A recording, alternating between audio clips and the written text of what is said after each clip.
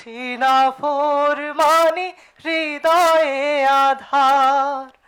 মায়ের বুকে শিশু যদি দেয় লাথি, কষ্ট না পেয়ে মা সুখে উঠে মাতি।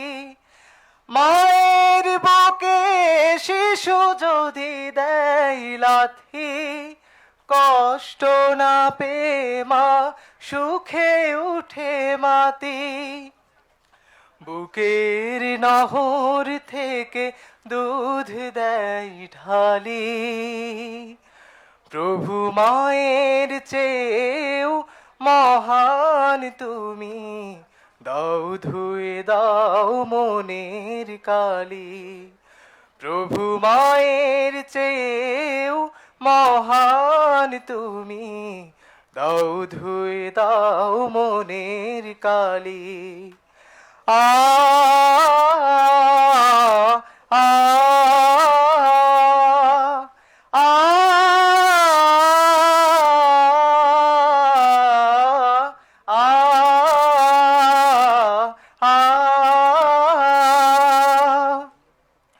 কষ্ট পেয়ে যদি কখনো মায়ামায় বলে এই বুকে তোর নাই কোনো ঠাই। কষ্ট পেয়ে যদি কখনো মায়ামায় বলে এই বুকে তোর নাই কোনো ঠাই। মুখের কথার বিপরীতে ভেজে আঁখি, সন্ধ্যা বেলায় যদি মা বলে ডাকি। মুখের কথার বিপরীতে ভেজে আঁখি, সন্ধ্যা বেলায় যদি মা বলে ডাকি। খোকা তুই ছাড়াই বুক ছিল খালি, প্রভু মায়ের চেয়েও ভালোবাসো। দাও ধুয়ে দাও মনের কালি, প্রভু মায়ের চেয়েও ভালোবাসো। দাও ধুয়ে দাও মনের কালি। মাটির বাসন মাটির আসন বানাই মাটির ঘর। সন্ধ্যা হলে শখের সে ঘর যাই হয়ে যাই পর। ধুলো মলিন গায়ে যখন ঘরে ফেরে শিশু, মা তো রাগ করে না, দেয় না ফেলে। পরমাদর সোহাগ ঠেলে দেয় ধুয়ে দেয় ময়লা ধুলো বালি। প্রভু মায়ের চেয়েও উদার তুমি, দাও ধুয়ে দাও মনের কালি। প্রভু মায়ের চেয়েও মহান তুমি, দাও ধুয়ে দাও মনের কালি। প্রভু মায়ের চেয়েও ভালোবাসো। দাও ধুয়ে দাও মনের কালি। আসসালামু আলাইকুম রহমতুল্লাহ। মাশাআল্লাহ, আল্লাহ ভাইয়ের কণ্ঠকে আরও বেশি সুন্দর করে দিন, যেন তার কণ্ঠে ইসলামী সঙ্গীত আরও বেশি সুললিত কণ্ঠে আমরা শুনতে পারি। আমরা সেই দোয়া করছি। প্রিয় উপস্থিতি, আপনাদের কাছে যে নোটগুলো গিয়েছে, কাইন্ডলি আপনারা আপনাদের সেই প্রশ্নগুলো সামনে পৌঁছে দিবেন। আমাদের শৃঙ্খলা বিভাগের দায়িত্বশীল ভাইরা আপনাদের কাছে যাবে, আপনারা আপনাদের প্রশ্নগুলো সামনে পাঠিয়ে দিবেন। প্রিয় উপস্থিতি, এ পর্যায়ে শুভেচ্ছা বক্তব্য নিয়ে আসার জন্য অনুরোধ করছি জগন্নাথ বিশ্ববিদ্যালয় কেন্দ্রীয় শিক্ষার্থী সংসদের সম্মানিত ভিপি, বাংলাদেশ ইসলামী ছাত্র শিবির জগন্নাথ বিশ্ববিদ্যালয়ের সাবেক সভাপতি, কেন্দ্রীয় কার্যকরী পরিষদের অন্যতম সদস্য, আমাদের সকলের প্রিয় দায়িত্বশীল রিয়াজুল ইসলাম ভাইকে শুভেচ্ছা বক্তব্য নিয়ে আসছেন রিয়াজুল ইসলাম ভাই।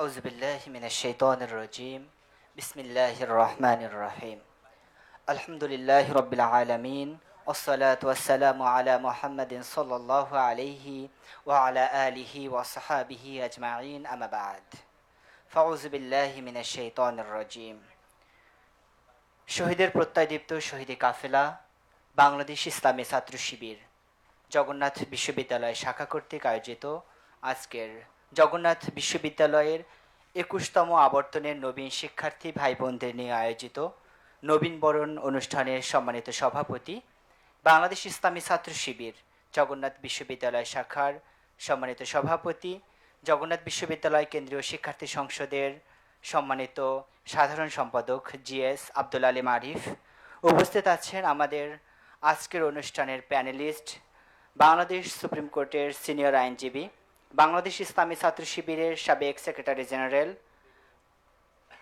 আমাদের সকলের শ্রদ্ধাভাজন ব্যক্তিত্ব শিশির মনির ভাই, উপস্থিত আছেন আইন বিভাগের সম্মানিত অধ্যাপক আসাদুজ্জামান সাদি স্যার এবং আমাদের জগন্নাথ বিশ্ববিদ্যালয়ের সাবেক শিক্ষার্থী রাশিয়া থেকে পিএইচডি প্রাপ্ত ডক্টর আবুল হাসান ভাই এবং আজকের অনুষ্ঠানের সঞ্চালক আমাদের ইব্রাহিম খলিল সহ সম্মানিত নবীন শিক্ষার্থী ভাই বোনেরা, আসসালামু আলাইকুম রহমতুল্লাহ। শুকরিয়া আদায় করছি আল্লাহ রব্বুল আলমিনের দরবারে, যার একান্ত মেহেরবানিতে আমরা দীর্ঘ সময় একটা চড়াও উতরাও এবং ফেসিবাদী সময় পার করে একটা সুন্দর সময় উপনীত হয়ে আমরা এত সুন্দর একটা পরিবেশে আমরা উপস্থিত হতে পেরেছি, আলহামদুলিল্লাহ। আমি শ্রদ্ধার সাথে স্মরণ করছি জগন্নাথ বিশ্ববিদ্যালয়ের শিক্ষার্থী যারা আওয়ামী স্বৈরাচারের হাতে শাহাদাত বরণ করেছেন। 2006 সালের 28 অক্টোবর লগি বইটার তাণ্ডবে শাহাদাত বরণ করেছিলেন ইসলামিক হিস্ট্রি অ্যান্ড কালচার ডিপার্টমেন্টের মেধাবী শিক্ষার্থী শহীদ আবদুল্লাহ আল ফয়সাল। আমি শ্রদ্ধার সাথে স্মরণ করছি মহান জুলাই বিপ্লবে স্বৈরাচার শেখ হাসিনার পেটুয়া বাহিনীর গুলির আঘাতে শাহাদাত বরণ করা জগন্নাথ বিশ্ববিদ্যালয়ের একমাত্র শহীদ ইকরামুল হক সাজিদ সহ 24-এর মহান বিপ্লবে শাহাদাত প্রাপ্ত সকল শহীদ বৃন্দকে। এবং আমি প্রত্যাশা করছি যে সকল ভাইয়েরা আহত পঙ্গুত্ব বরণকারী অবস্থায় আছেন তারা অতি দ্রুত আল্লাহ তাআলা তাদের সুস্থতা দান করবেন। সম্মানিত নবীন শিক্ষার্থী ভাই বোনেরা, বাংলাদেশ ইসলামী ছাত্র শিবির একটি আদর্শ, একটি প্রেরণা, একটি বুদ্ধিভিত্তিক এবং আদর্শিক সংগ্রামের নাম।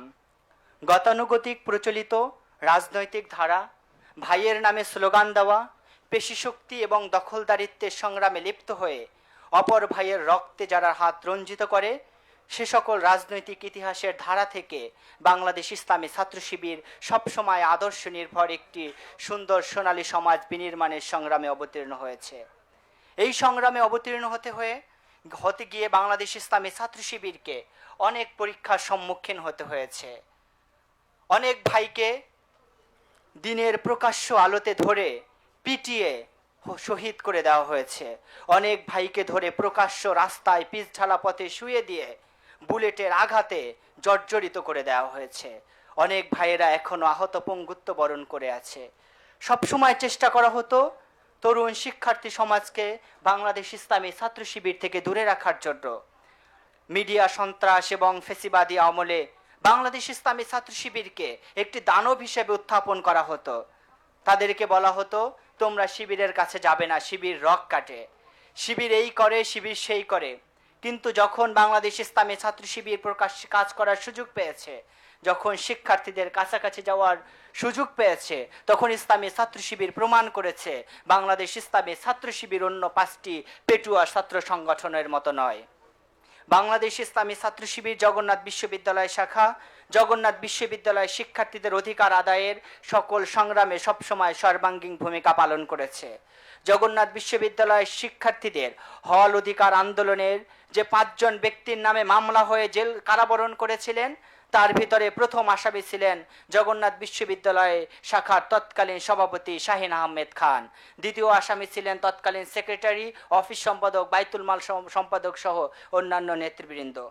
সম্মানিত উপস্থিতি, সদ্য হয়ে যাওয়া যক্ষু নির্বাচনে জগন্নাথ বিশ্ববিদ্যালয়ের শিক্ষার্থীরা প্রমাণ করে দিয়েছে বাংলাদেশ ইসলামী ছাত্র শিবির শিক্ষার্থীদের কতটুকু মন জয় করতে সক্ষম হয়েছে। আমি খুব বেশি কথা বাড়াবো না, আমি বলতে চাই এই ক্যাম্পাসে আপনারা এসেছেন, এই ক্যাম্পাসে আপনারা যদি চান আপনাদের কেরিয়ার এবং আপনাদের ব্যক্তিগত জীবনকে সুন্দরভাবে পরিচালনা করবেন, এটা আপনাদের সুযোগ আছে। আবার আপনারা যদি মনে করেন আপনার জীবনকে আপনি রাজনৈতিক প্রতিহিংসা কিংবা ভাইয়ের রাজনীতি করতে গিয়ে আপনার নিজের জীবনকে সেই বিগত সময়ের রাজনৈতিক গতানুগতিক ধারায় আপনি নিয়ে যাবেন, এটাও আপনার সম্পূর্ণ ব্যক্তিগত ব্যাপার। তবে মহান আল্লাহ তাআলা আপনাকে সৃষ্টি করেছেন এই পৃথিবীতে একটা উদ্দেশ্য নিয়ে। আপনার বাবা মা এই ক্যাম্পাসে আপনাকে পাঠিয়েছে একটা বুক ভরা স্বপ্ন নিয়ে। আমরা প্রত্যাশা করছি আপনারা সেই স্বপ্ন, আল্লাহ রাব্বুল আলামিনের সেই উদ্দেশ্যকে সামনে রেখে আপনার বাকি জীবনকে অতিবাহিত করবেন এবং আপনার এই মেধা, মননশীলতা এবং নৈতিকতা দিয়ে সুন্দর আগামীর বাংলাদেশ বিনির্মাণে গুরুত্বপূর্ণ ভূমিকা পালন করবেন। এই প্রত্যাশা করে আমি আমার সংক্ষিপ্ত বক্তব্য এখানেই শেষ করছি। ওয়া আখিরু দাওয়ানা আনিল হামদুলিল্লাহি রাব্বিল আলামিন। এ পর্যায়ে আমি ভলান্টিয়ার ভাইদেরকে অনুরোধ করব নবীন শিক্ষার্থী ভাই বোনদেরকে ফুল দিয়ে বরণ করে নেওয়ার জন্য।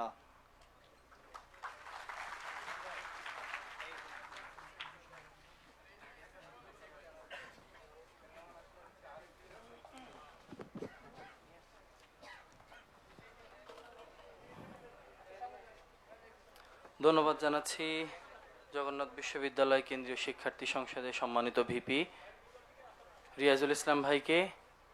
সম্মানিত ভলেন্টিয়ার ভাইদের দৃষ্টি আকর্ষণ করছি, আমাদের সকল নবীন ভাই বোনদের কাছে ফুলের সংবর্ধনা পৌঁছে দেওয়ার জন্য অনুরোধ করছি।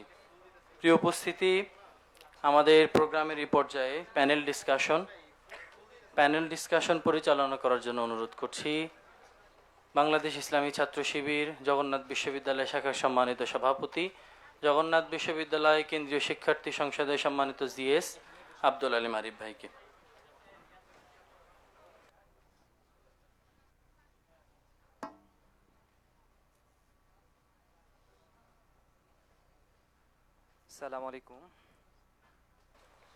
আসসালামু আলাইকুম রহমতুল্লাহ।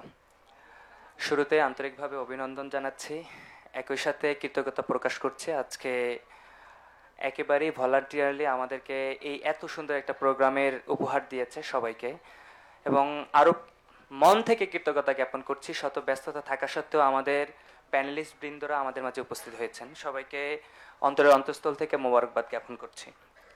প্যানেল ডিসকাশনে আলাদা করে কিছু না, আমরা আপনাদের অনেক প্রশ্নগুলো নিয়েছি, অধিকাংশই প্রশ্নের ধরন একই। আমরা তারই আলোকে আমাদের আজকে প্যানেলিস্টদের কাছ থেকে দুই একটি প্রশ্নের উত্তর জানবো, দেন প্রত্যেক প্যানেলিস্টের কাছ থেকে আমরা কথা শুনবো ইনশাল্লাহ।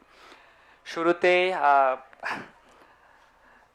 মোহাম্মদ শিশির মনির ভাই, অ্যাডভোকেট, বাংলাদেশ সুপ্রিম কোর্ট, ভাইয়ের কাছে একটা প্রশ্ন হচ্ছে, বাংলাদেশে অনেক ছাত্র সংগঠন থাকতে কেন আমি ছাত্র শিবিরে যোগ দিব? অন্য সংগঠনের তুলনায় আমার বিশেষত্ব কি? আবার ছাত্র শিবিরকে অনেকে গুপ্ত সংগঠন বলে বা রক্কাটা সংগঠন বলে এবং সমালোচনা করে। এই অভিযোগগুলোর পিছনের কারণ কি? ছাত্র শিবির এই বিষয়ে কি ব্যাখ্যা দেয়? আরো একটি বিষয় বলেছেন, যারা ছাত্র শিবিরকে ঘৃণা করে তাদের প্রতি আপনার কথা কি? জি, বহু প্রশ্ন একসাথে দেখা যাচ্ছে। ভাই সাউন্ড একটু বাড়াই। শিবিরের কিছু ইউনিক ফিচার আছে যেটা সচরাচর অন্যদের মধ্যে পাওয়া যায় না। এই ইউনিক ফিচারগুলো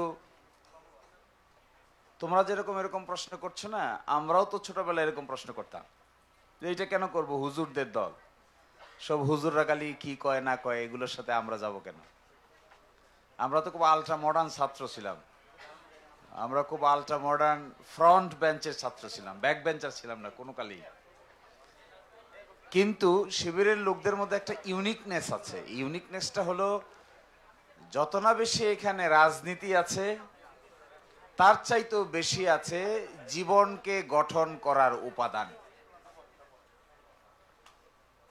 এই জীবনটা গঠন করতে গেলে যে ধরনের এলিমেন্টস লাগে, এই এলিমেন্টসগুলো যদি তুমি খোঁজো, রাজনৈতিক মুর্দাবাদ আর জিন্দাবাদের বাইরে গিয়া যদি খোঁজো, তাহলে দেখবা খুবই টাচি ইস্যু। আমি বিভিন্ন সময় ইন্টারভিউ বলেছি যে আমার যিনি দায়িত্বশীল ছিলেন, উনি আমারে সকালবেলা এসে ফজরের নামাজে ডাকতেন। I was hypnotised by his attitude যে এই লোকটা সকালবেলা এসে তো কষ্ট করে আমার ডাকে কেন? নামাজ তো আমার, পড়লে লাভ আমার, না পড়লে লোকসান আমার, তো ওনার কি? উনি কেন আসে? 5 তলায় থাকতাম আমি উনি থাকতেন 5 তলায়, আমি থাকতাম এফ রহমান হলের ঢাকা বিশ্ববিদ্যালয়ের 2 তলায়, উনি থাকতেন 5 তলায়। ভোর 4:30 পৌনে 5টার সময় গরমের দিনে এসে আমার পায়ের মধ্যে একটা সুতা দিয়ে বেঁধে রাখতো। এই সুতা দিয়ে বেঁধে রেখে জানালা দিয়া ফিতা টাইনে রাখতো। উনি এসে রুমে ঢুকতে পারতেন না, অন্যরা ডিস্টার্ব হবে, ওই ফিতায় ধরে টান দিত। ফিতায় ধরে টান দিলে আমি বুঝতে পারতাম যে এখন নামাজের সময় হয়ে গেছে, এখন উঠতে হবে। আচ্ছা, দুনিয়ার কোন রাজনৈতিক লোকদের মধ্যে এই রকম আচরণ দেখতে পাবা? আমি নামাজ পড়ি না, ওই লোকের লাভ আর লোকসান কি? তুমি নামাজ পড়লে আমার লোকসান কি, আমার লাভ কি? পড়লে পড়ো, না পড়লে নাই, দিস ইজ ইউর বিজনেস। এই যে এক ডিপ আন্ডারস্ট্যান্ডিং, এই ডিপ আন্ডারস্ট্যান্ডিং এবং হিউম্যান টাচ অন্যান্য রাজনৈতিক দলগুলো অতিমাত্রায় রাজনীতিকীকরণ কারণে ওই ব্যক্তিগত টাচটা আর এইভাবে থাকে না। আরেকটা জিনিস দেখতে পাবা, হিসাব কিতাব। শিবিরের লোকদের মধ্যে যে টাকা পয়সার হিসাব, এটা এত সেন্সিটিভ এবং সূক্ষ্ম, এই জিনিস বাংলাদেশে রাজনৈতিক সংগঠন তো দূরের কথা, অন্য কোনো সংগঠনে গিয়েও তুমি টাকা পয়সার এত সূক্ষ্ম হিসাব দেখতে পাবা না। আমার এখনো মনে পড়ে এই গল্প, আমি বহু জায়গায় বলছি। আমি এক সময় এফ রহমান হলের শিবিরের টাকা পয়সা সম্পাদক ছিলাম। টাকা পয়সা সম্পাদক রে টার্মিনোলজিক্যালি ওরা বলে বায়তুল মাল সম্পাদক। তা আমার দায়িত্ব ছিল প্রতি মাসের 25 তারিখ থেকে 30 তারিখ পর্যন্ত টাকা তোলা। তা আমি টাকা তুলতাম, কেউ 10 টাকা, কেউ 5 টাকা, মতিঝিলে একজনে দিত 100 টাকা। নীলক্ষেত থেকে তখন মতিঝিল পর্যন্ত বক, এই পাশে আছে জনতা ব্যাংকের টাওয়ার, এই পর্যন্ত যাইতে রিক্সা ভাড়া ছিল 12 টাকা। তা আমি একবার হিসাব দিলাম যে এই কয় টাকা তুলতে আমার কয় টাকা খরচ হয়েছে। তার মধ্যে দেখাইলাম যে রিক্সা ভাড়া গেছে 12 টাকা নীলক্ষেত থেকে মতিঝিল পর্যন্ত। যিনি আমার হিসাব নিলেন তিনি আমারে ধরলেন, আরে আপনার মধ্যে তো বড় লোকই ভাব। বলে কি করছি আমি? কয় আপনি রিক্সা ভাড়া 12 টাকা দিয়ে এই নীলক্ষেত থেকে মতিঝিল গেছেন, এই পারমিশন পাইছেন কই? আমি কই বলে কি? তা আমি নিজে নিজে হাইটে যাব? আমারে বলল এখন থেকে বাসে যাইতে হবে। তখনকার দিনে নীলক্ষেত থেকে মতিঝিল পর্যন্ত বাস ভাড়া ছিল 2 টাকা। আমি তখন ওই পরের মাস থেকে আর কোনোদিন রিক্সায় যেতে পারি নাই। ওই মতিঝিল যাওয়ার জন্য বাসে উঠে মতিঝিল যেতাম। আমি যে কয়দিন এই টাকা পয়সার সম্পাদক ছিলাম, সম্ভবত 8 মাস, যতটুকু আমার মনে পড়ে, আমি ইচ্ছায় অনিচ্ছায় 1 টাকাও নিজের বিবেকের কাছে লুকাইতে পারিনি। Never ever possible. এই পার্টটুকু এত অ্যাকাউন্টেবল, এত জাস্টিফাইড। আচ্ছা বলো, ছাত্র শিবির কোচিং সেন্টার চালায়, রেটিনা চালায়, ফোকাস চালায়, কন্টেস্ট চালায়, সাকসেস চালায়, হাজার হাজার ছাত্ররা এখানে আসা যাওয়া করে। কোনোদিন শুনেছো যে শিবিরের লোকদের মধ্যে নিজেদের মধ্যে টাকা পয়সা নিয়ে গোলমাল লাগছে? তাইলে এই যে হাজার হাজার রেটিনা বাংলাদেশের মেডিকেল জগতের একমাত্র এবং সবচাইতে নির্ভরযোগ্য কোচিং সেন্টার, প্রায় 18-20 হাজার ছাত্র এখানে লেখাপড়া করে। 18-20 হাজার ছাত্রদের লেখাপড়া করে, তারা ফি দেয় না? এই ফির হিসাবটা কিভাবে মেনটেন হয়? এত ট্রান্সপারেন্ট মেকানিজম কোথা থেকে আসবে? কে করবে? তুমি দেখবা যে এখানে কোনো ধরনের কোনো ডিফালকেশন, মানিত স্রূপ যদি কেউ করতেও চায়, সিস্টেমের কারণে সে প্রথম দিনেই ধরা খাইতে বাধ্য হবে। এই যে এক অ্যাপ্রোচ, এই অ্যাপ্রোচ প্রচলিত রাজনীতিতে এগুলো দেখা যায় না। আমার তো এখনো মনে পড়ে, এখন আমি বুঝতে পারি যে এখন আমার একটা সামান্য টাকা পয়সার হিসাব করতে গেলে বারবার মনে পড়ে আয়টা ঠিক আছে কিনা, ব্যয়টা ঠিক আছে কিনা, খাতটা ঠিক আছে কিনা, ভাউচার আছে কিনা, সঠিক জায়গায় হয়েছে কিনা, রাইট জায়গায় হয়েছে কিনা। এই ট্রেনিংটা আই রিসিভ ফ্রম শিবির। বারবার এটা মাথার মধ্যে কাজ করে। এই জন্য আমাদের অন্তর্গত কিংবা আমাদের আশেপাশে কোনো লোকের পক্ষে, যারা আমাদের সীমার মধ্যে আছে, এখতিয়ারের মধ্যে আছে, তাদের পক্ষে দুর্নীতি করা কোনো দিনেই সম্ভব হয়ে উঠবে না। It is such a training. তো আমি মনে করি এই ইউনিক ফিচারগুলো অন্য জায়গায় এইভাবে দেখতে পাবে না। শিবিরের লোকেরা খুব কেয়ারিং হয়, they care, each and every one they care. একজন ছোট ভাইকে সে অ্যাবিউজ করতে চায় না, মিসইউজ করতে চায় না, বরংস গাইডেন্স দেওয়ার ব্যবস্থা করতে চায়।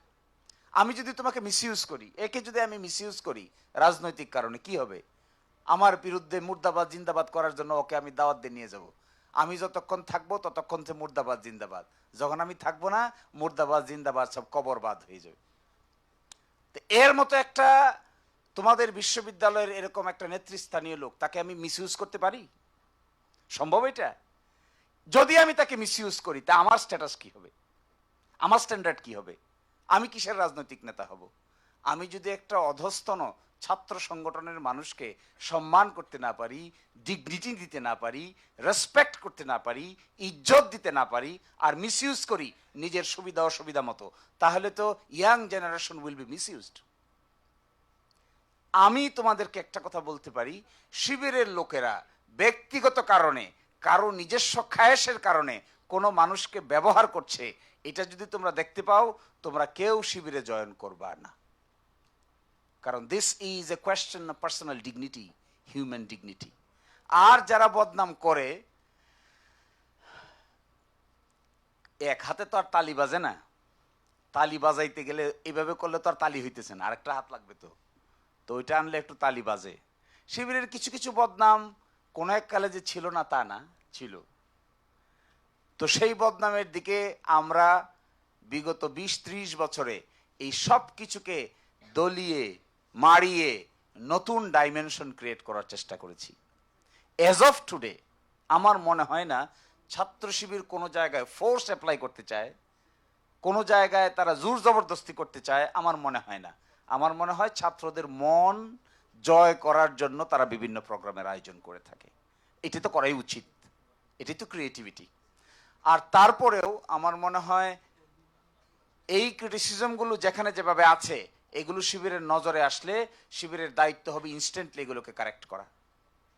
If anybody criticises Shibir for any reasonable cause, it is the Shibir's responsibility is to make it amended instantly. Make it correct. Do not argue and palta argue. দরকার নাই। কেউ যদি আমার বিরুদ্ধে একটা অভিযোগ তুলে যার মধ্যে সামান্য সত্যতার লেশ মাত্র আছে বলে আমি দেখতে পাবো, I will make myself instantly correct. I will never do this again. That should be the approach. ওটা বলার দরকার নাই যে আমি এই কনটেক্সটে পড়েছিলাম দেখে এটা করেছি, ওই কনটেক্সটে গেছিলাম দেখে এটা হয়েছে, ওইখানে আর কেউ ছিল না দেখে আমি একা ছিলাম। এই ধরনের আর্গুমেন্টের চাইতে প্লজিবল আর্গুমেন্ট হলো, ছাত্র মানুষ তো, আচ্ছা তুমি ছাত্র, বিশ্ববিদ্যালয়ের শিবির যারা করে তারাও ছাত্র, they may commit mistake. If they commit any mistake, if they make it correct instantly, তাহলে ইউ শুড হেল্প হিম। তুমি যদি কোনো কারণে মিস্টেক করো, তাহলে তোমার মিস্টেক যদি একবার করো, দুইবার করো, তিনবার করো, কারেকশন হয়ে যায়, তাহলে এই মিস্টেকের আর কি ভ্যালু থাকে? Mistake is a mistake, always mistake. এই জন্য শিবিরের ভাই যারা আছে এরা একেবারে 100% তুলসী দোয়া পাতা, এই সমস্ত আর্গুমেন্ট করার কোনো প্রয়োজন নাই। If Shibir finds anything difficult, any problem, any mistake, it is the Shibir's responsibility is to make it correct instantly. That should be the approach. মানুষ তো ভুলও হবে, এটা শুদ্ধ করে নেওয়ার মতো ক্যাপাসিটি থাকতে হবে। এটার নামই হলো এরর। এই এররটাকে যারা শুদ্ধ করে নিতে পারে তারা পারফেক্ট হয়, যারা শুদ্ধ না করে উল্টা আর্গুমেন্ট দেয় এরা পারফেক্ট হয় না, এরা হয় হলো স্টাম্বলিং ব্লক, স্টাবর্ন। তো স্টাবর্ন শিবির হবে না, এটা আমার expectation. Thank you. Thank you ভাইকে। ভাই মনে হয় বের হবে, আমরা ভাইয়ের কাছ থেকে আরেকটু সময় চাইবো। আমাদের অনেকগুলো শিক্ষার্থী, প্রায় 90% কোশ্চেনই হচ্ছে একেবারে সরাসরি ভাইয়ের কাছে জিজ্ঞেস করেছে যে আইন পেশা কীভাবে ভালো করতে পারে, এবং একই সাথে ছাত্র রাজনীতি এবং কেরিয়ার গঠন, যেটা বললো যে ইসলামী আন্দোলনের জন্য যে আমাদের কেরিয়ার থাকা উচিত, সবগুলো মিলে হচ্ছে আপনার কাছে কোয়েরি করছে। ভাই আপনি যদি একটু ডায়াসে আসেন।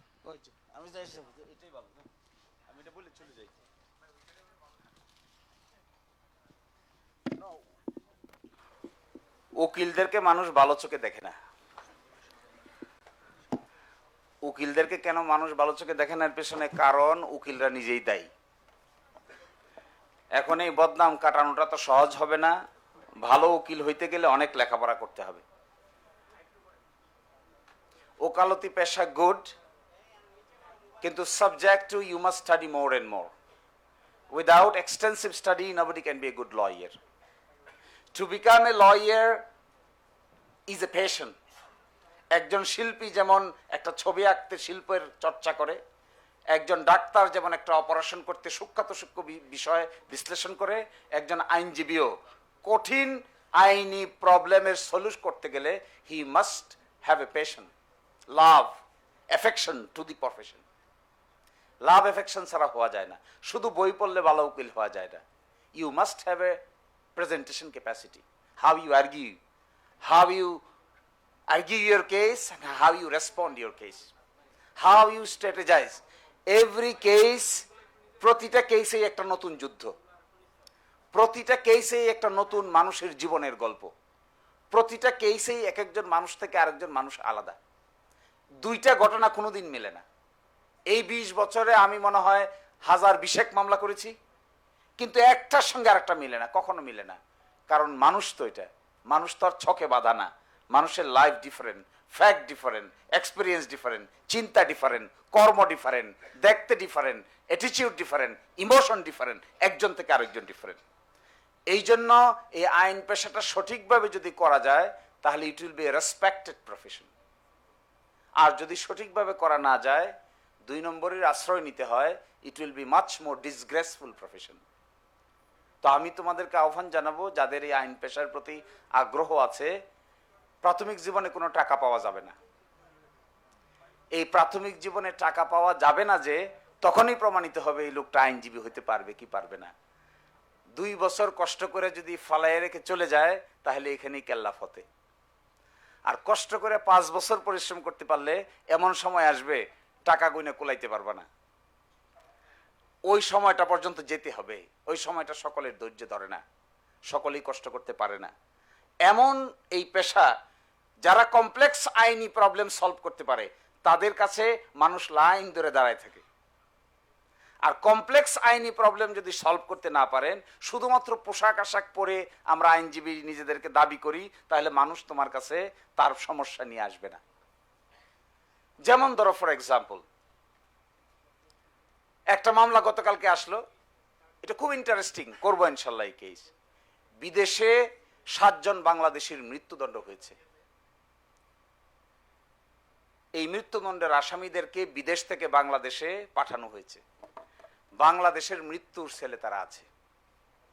প্রশ্ন উঠেছে, যে দেশের আইনে বিচার হয়েছে মৃত্যুদণ্ড, বাংলাদেশের আইনে তাদের কি বিচার হবে নতুন করে, নাকি ওই মৃত্যুদণ্ড শুধু কার্যকর হবে?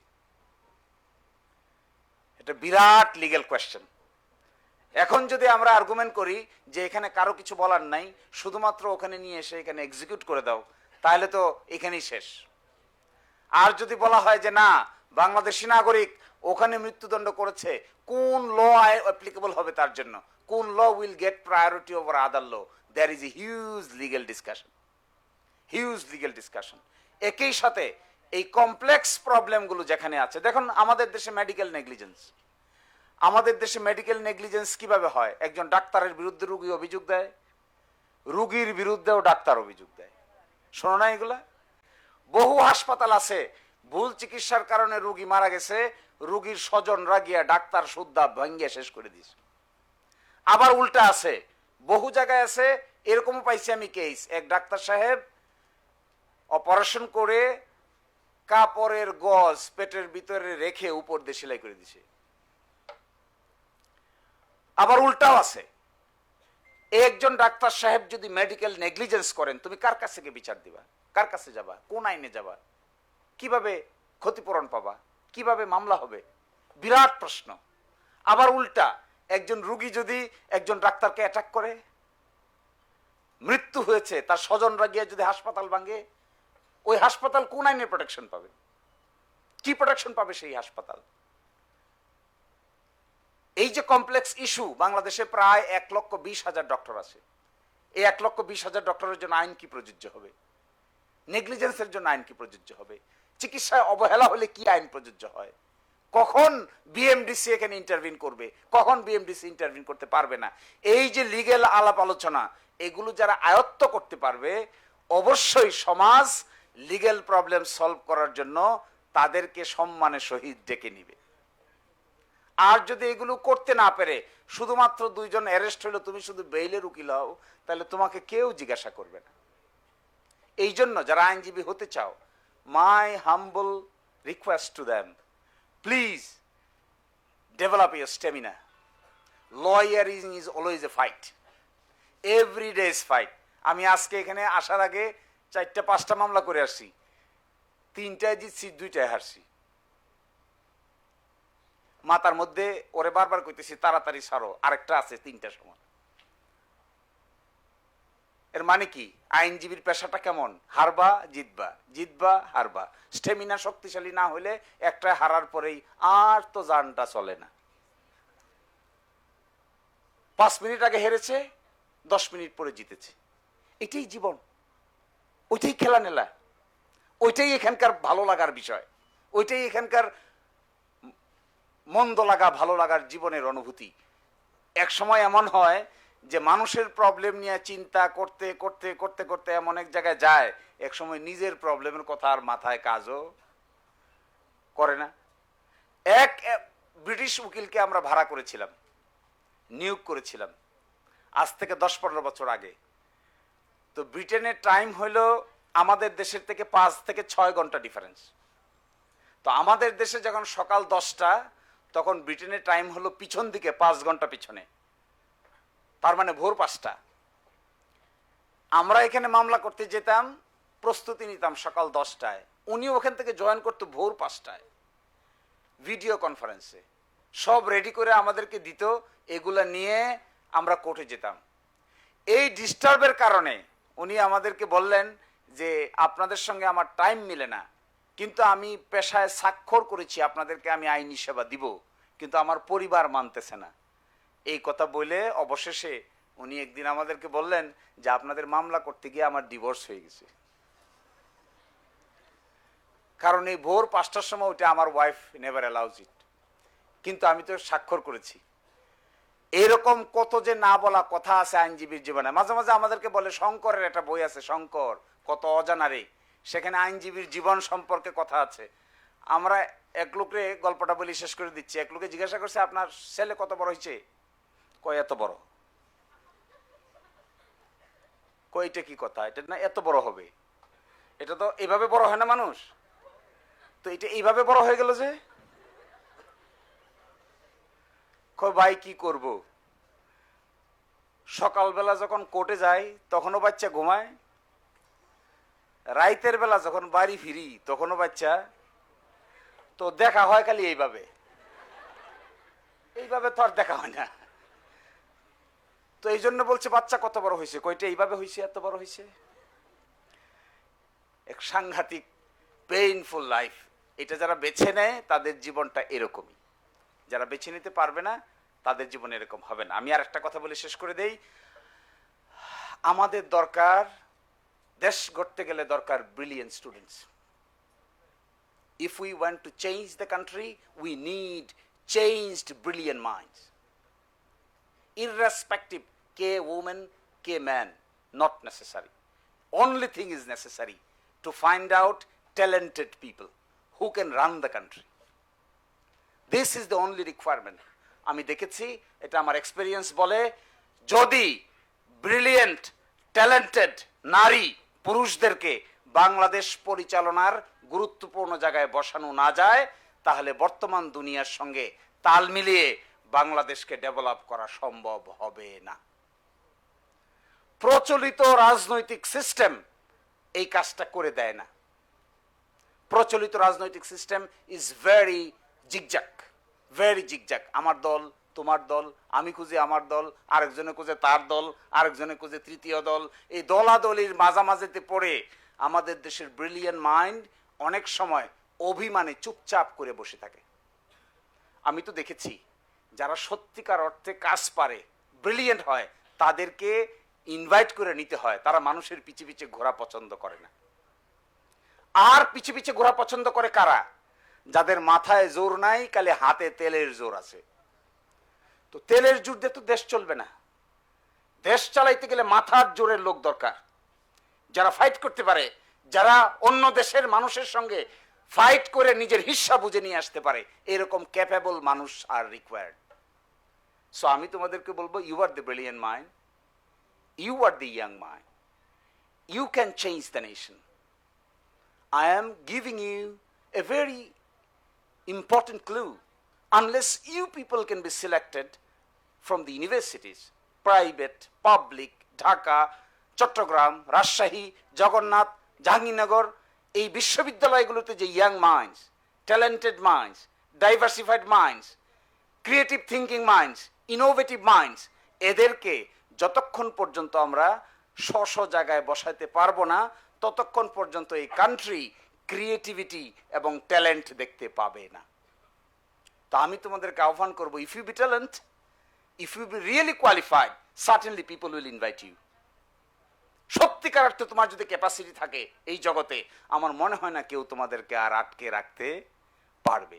So my request to my dear younger brothers and sisters, আমাদের সন্তানেরাও এখন অনেক বড় হয়ে গেছে, আমরা তোমাদের প্রতি এতটুকু আমাদের ইন্সপিরেশন থাকবে, please get ready. Country is years, this is your land, this is your motherland, this country is years, you are the respected citizen of this nation. You should come forward. Never look into the political hegemony, never consider the political zigzag. Who is doing what immaterial? K BNP করে, কে অমুক দল করে, কে জামাত করে, কে শিবির করে, কে অমুক করে, immaterial. What is material? We need talented people to be placed in a respective qualified position. যদি এই কোয়ালিটি পিপল যদি রেসপেক্টিভ জায়গায় পৌঁছতে না পারে, তাহলে শুধুমাত্র আমরা একজন আরেকজনকে গালাগালাজ করব, আরেকজন আরেকজনকে দোষ দিব, শেষ পর্যন্ত আমরা যেখানে আছি সেখানেই থেকে যাব। It's not my request to my younger brothers and sisters, let us be united, let us think for a progressive nation, far and further. Think this Bangladesh will be very safer Bangladesh for the future generation. This Bangladesh will be a place where all over the country people will come to see how Bangladesh is developing, how Bangladesh is progressing in terms of legal arena, in terms of human rights protection, in terms of business, in terms of creative minds, in terms of civil bureaucracy, military bureaucracy, and other university study material. আমি খুব কষ্ট পাই যখন দেখি বিশ্ববিদ্যালয়গুলোতে ছাত্রছাত্রীরা রাজনৈতিক কারণে divide হয়ে যায়। নো, একটা কাজ করো দয়া করে, এটা রিকোয়েস্ট করে চলে যাই, একটা কাজ দয়া করে এটা করো। কে কি রাজনীতি করে করুক, কে কোন ছাত্র সংগঠন করে করুক, কে কোন ছাত্র সংগঠনের লোক সে তার কথা বলতে থাকে থাকুক, তোমরা একটা জিনিস নিবা, তোমরা একটা স্ট্যান্ড নিবা, সেটা হলো দলের যাই হোক, সরকার যেই হোক, বিরোধী যেই হোক, যে সত্য ন্যায়ের পথে থাকবে তোমরা তাদেরকেই সমর্থন দিবা।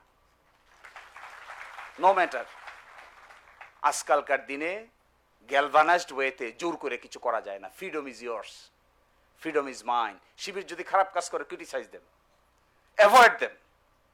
আমি তোদের সামনেই বলে যাচ্ছি তোমাদের, just avoid them, give them a lesson that you are doing bad thing, we will not support you. চোখের সামনে মুখে মুখে দাঁড়ায় বলবা। That will give them a lesson not to be engaged with bad thing. No matter কে কোন ছাত্র সংগঠনের লোক, তার সামনে দাঁড়িয়ে একেবারে কনফিডেন্সের সহিত, কে নারী কে পুরুষ ম্যাটেরিয়াল বলবা, আপনারা এই কাজ করেছেন, এই কাজ করছেন, this is not student like activities, we will not support you.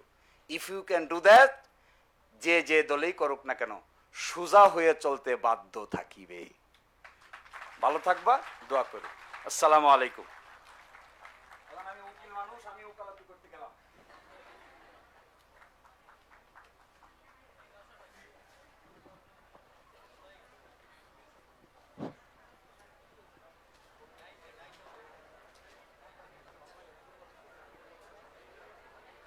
জি, অসংখ্য ধন্যবাদ। প্রিয় শিক্ষার্থী ভাই ও বোনেরা, আপনারা ইতোমধ্যে লক্ষ্য করছেন যে আমাদের মাঝে উপস্থিত আছেন আইন বিভাগের সম্মানিত অধ্যাপক আসাদুজ্জামান সাদি স্যার এবং জগন্নাথ বিশ্ববিদ্যালয়ের সাবেক শিক্ষার্থী, দীর্ঘ জেল জুলুমের শিকার। তিনি জগন্নাথ বিশ্ববিদ্যালয় থেকে তার পড়াশোনা শেষ করতে পারেননি। আমাদের প্রিয় ভাই ডক্টর আবুল হাসান ভাই, তিনি সর্বশেষ রাশিয়া থেকে পিএইচডি ডিগ্রি অর্জন করেছেন।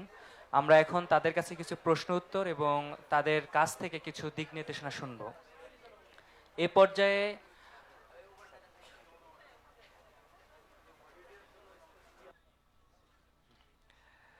পর্যায়ে আমি অনুরোধ করছি আমাদের ডক্টর আবুল হাসান ভাইকে, আপনি ভাইয়ের কাছে কিছু প্রশ্ন।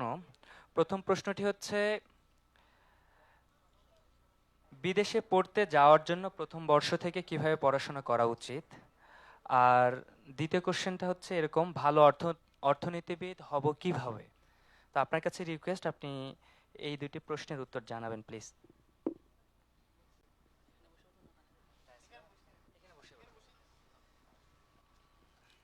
আসসালামু আলাইকুম রহমতুল্লাহ। জি প্রিয় ভাই, ভাই ও বোনেরা, আপনারা অনেকে নতুন, কংগ্রাচুলেশন। সো আমিও জগন্নাথ ইউনিভার্সিটি 2010 সালে এখানে আসি আর কি, সর্বপ্রথম। অনেক দিন হয়ে গেল। হায়ার স্টাডি কেন্দ্রিক আপনারা যে কোশ্চেন করছেন, এটা একটা ডিপ আলোচনা আর কি।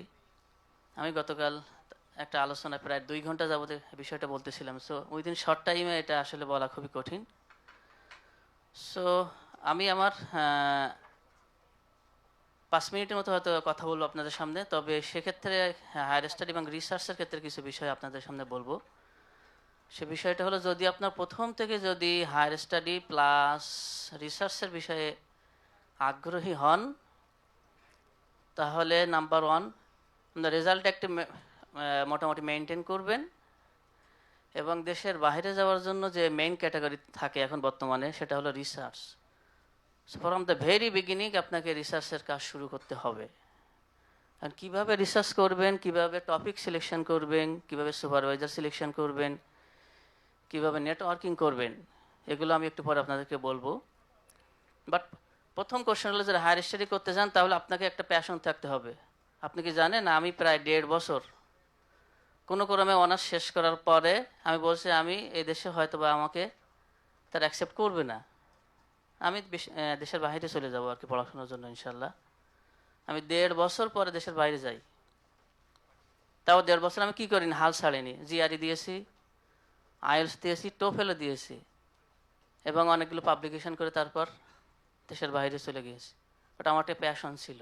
যদি আপনার প্যাশন থাকে, তাহলে আপনি একদিন না একদিন ইনশাল্লাহ সাকসেস হবেন। আমারও অনেক ফ্রেন্ড ছিল জগন্নাথে এট দ্য সেম টাইম। তারাও আমরা 5-7 জন প্রায় একই সেম পরিকল্পনা নিয়েছিলাম। তারাও কেউ কেউ 2 বছর, 2.5 বছর পর্যন্ত সর্বশেষ এসে বলছে আমি আর পারতেছি না।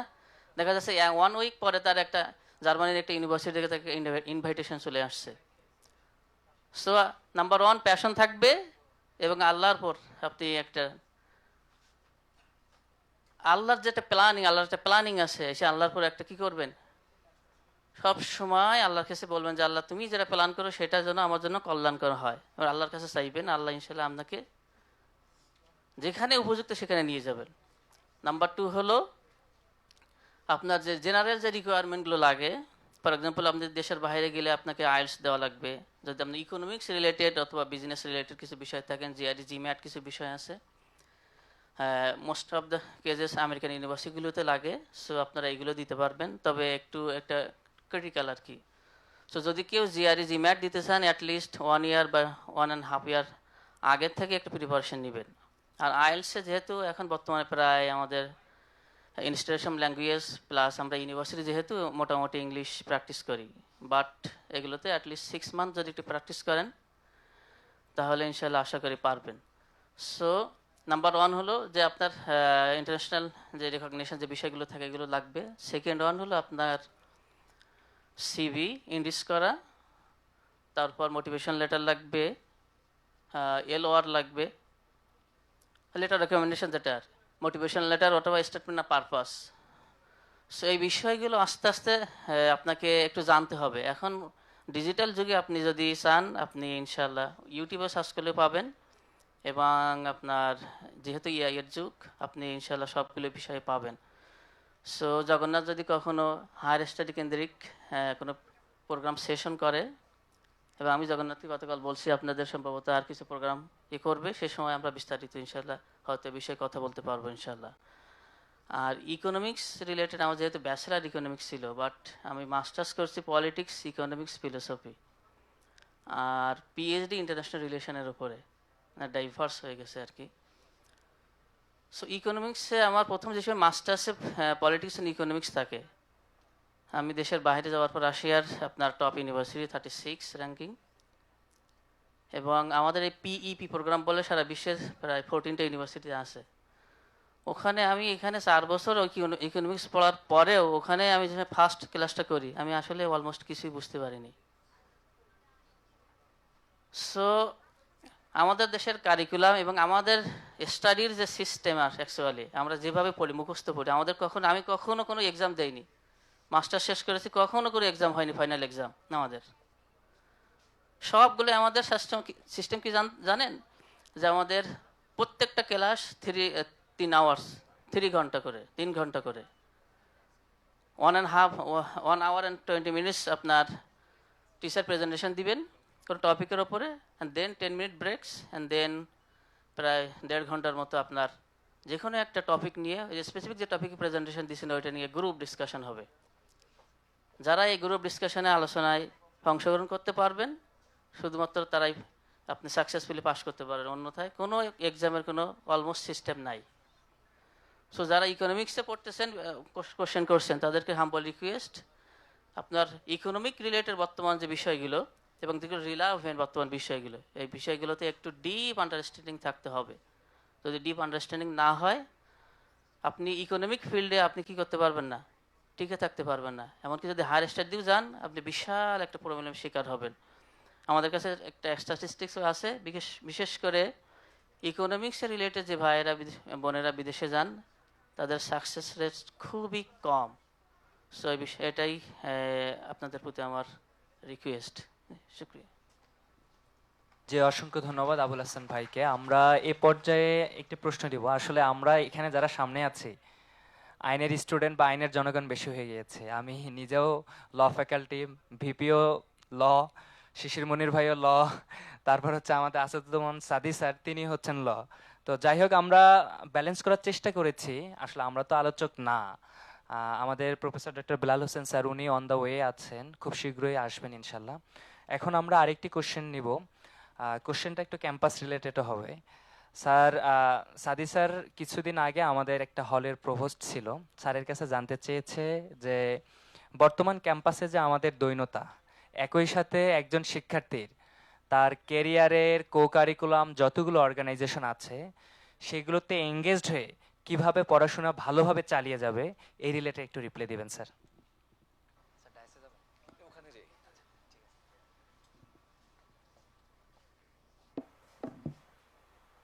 আসসালামু আলাইকুম,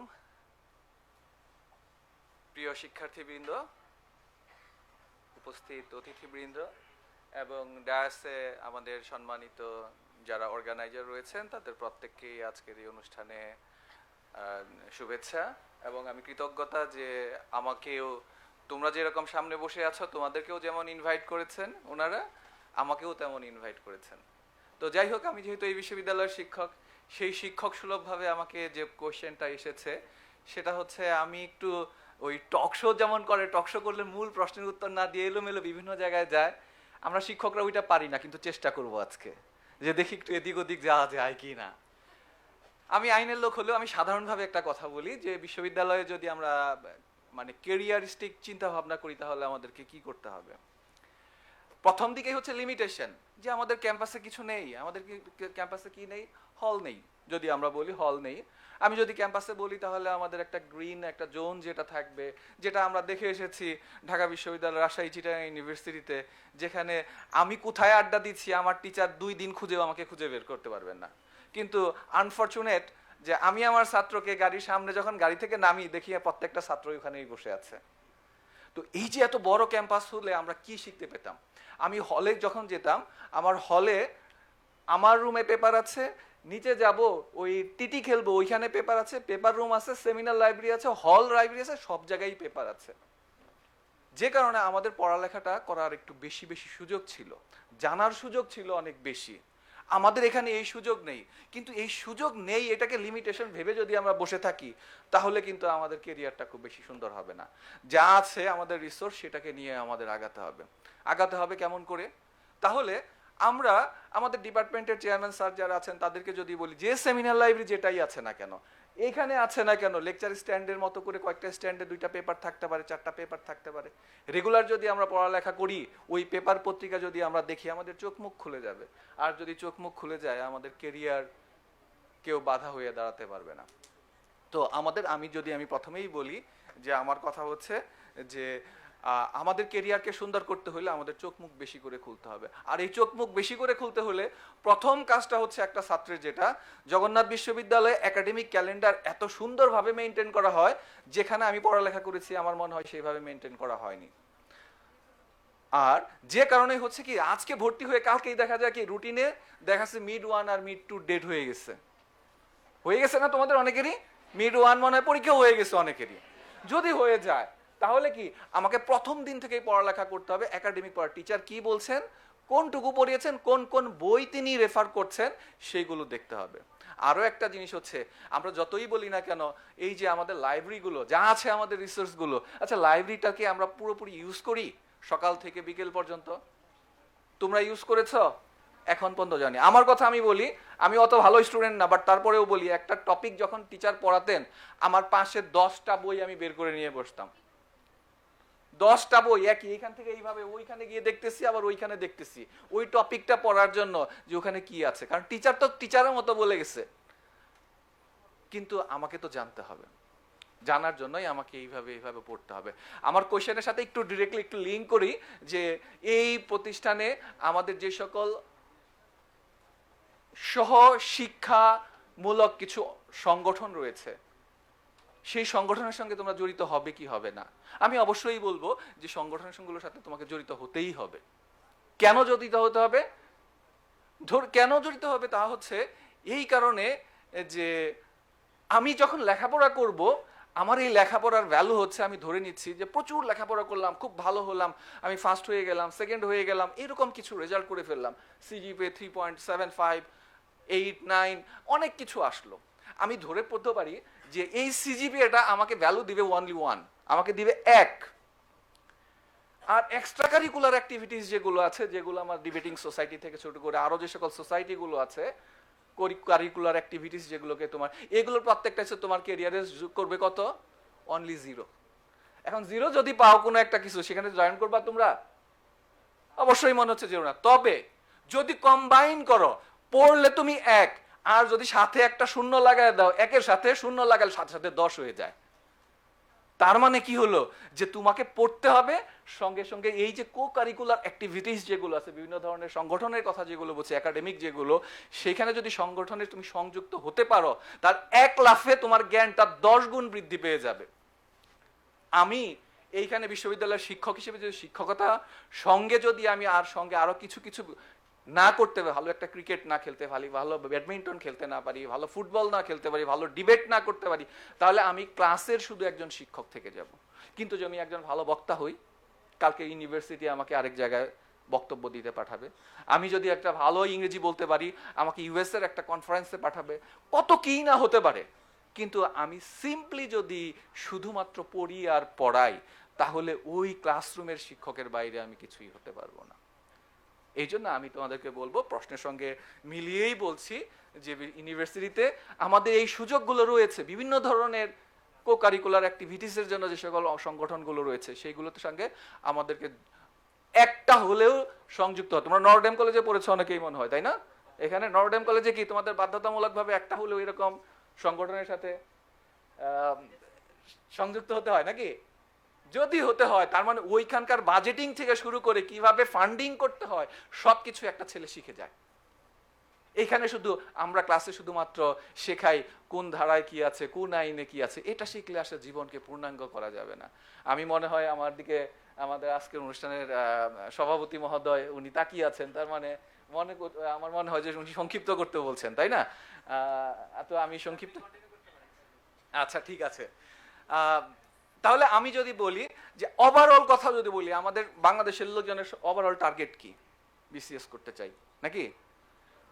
এইখানে যদি আমি বলি 90% or more than 90% বলবে হচ্ছে আমার বিসিএস করতে চাই or বিজিএস এ যেতে চাই, যারা লর আছে তারা। এই ক্ষেত্রে করণীয় কি? একাডেমিক পড়ার সঙ্গে এটা একটু মানে একটা ডিফারেন্স রয়ে গেছে, একটা পার্থক্য রয়েছে, এটাকে কিভাবে ম্যাচ করাবো আমরা? এটাও ম্যাচ করার সুযোগ আছে। সুযোগটা হচ্ছে, প্রথমেই আমি বলেছিলাম যে একটা স্মার্ট স্টুডেন্টের চোখ খোলা থাকে। চোখ খোলা থাকলে কি হবে? যা দেখবো তার মধ্যে একটা কিউরিওসিটি জাগাতে হবে, আমার সেটার প্রতি একটা আকর্ষণ থাকতে হবে। কেমন করে আকর্ষণ তৈরি হবে? সেই আকর্ষণটা হচ্ছে, আমি আমাদের বাংলাদেশের লোকজন কি আমরা অধিকাংশ সময় লাক্স সাবান ইউজ করি, তাই না? তোমরা সায়েন্সের স্টুডেন্ট যারা আছো তারা বাদে লাক্স শব্দের অর্থ কি তোমরা জানো? সায়েন্সের যারা আছো, যারা আলো চ্যাপ্টারটা পড়েছো, তারা হয়তো বলতে পারবে যে লাক্সটা কি। তাহলে এই যে লাক্স সাবানটাই যে ইউজ করলাম, তাহলে ওই লাক্স শব্দটা কি, এইটা লাক্সটা কোথায় থেকে আসলো, কি কারণে এটার নাম হলো? তাহলে এই যে ওইটার প্রতি যে আমাদের আকর্ষণ, আগ্রহ, এটা আমাকে জানতে হবে, এটা আমাকে বাড়াতে হবে। আমি রাস্তা দিয়ে বাসের মধ্যে যাচ্ছি, আমি 24 বিসিএস আমি দিয়েছিলাম, তা আমি ওই বিসিএস এর কথা বলছি। আমি বাস দিয়ে যাচ্ছিলাম, যাওয়ার সময় দেখলাম লেখা আছে সাইট ফর। বিভিন্ন জায়গায় সাইনবোর্ডের মধ্যে লেখা থাকে না, site for school, site for এইটা ওইটা।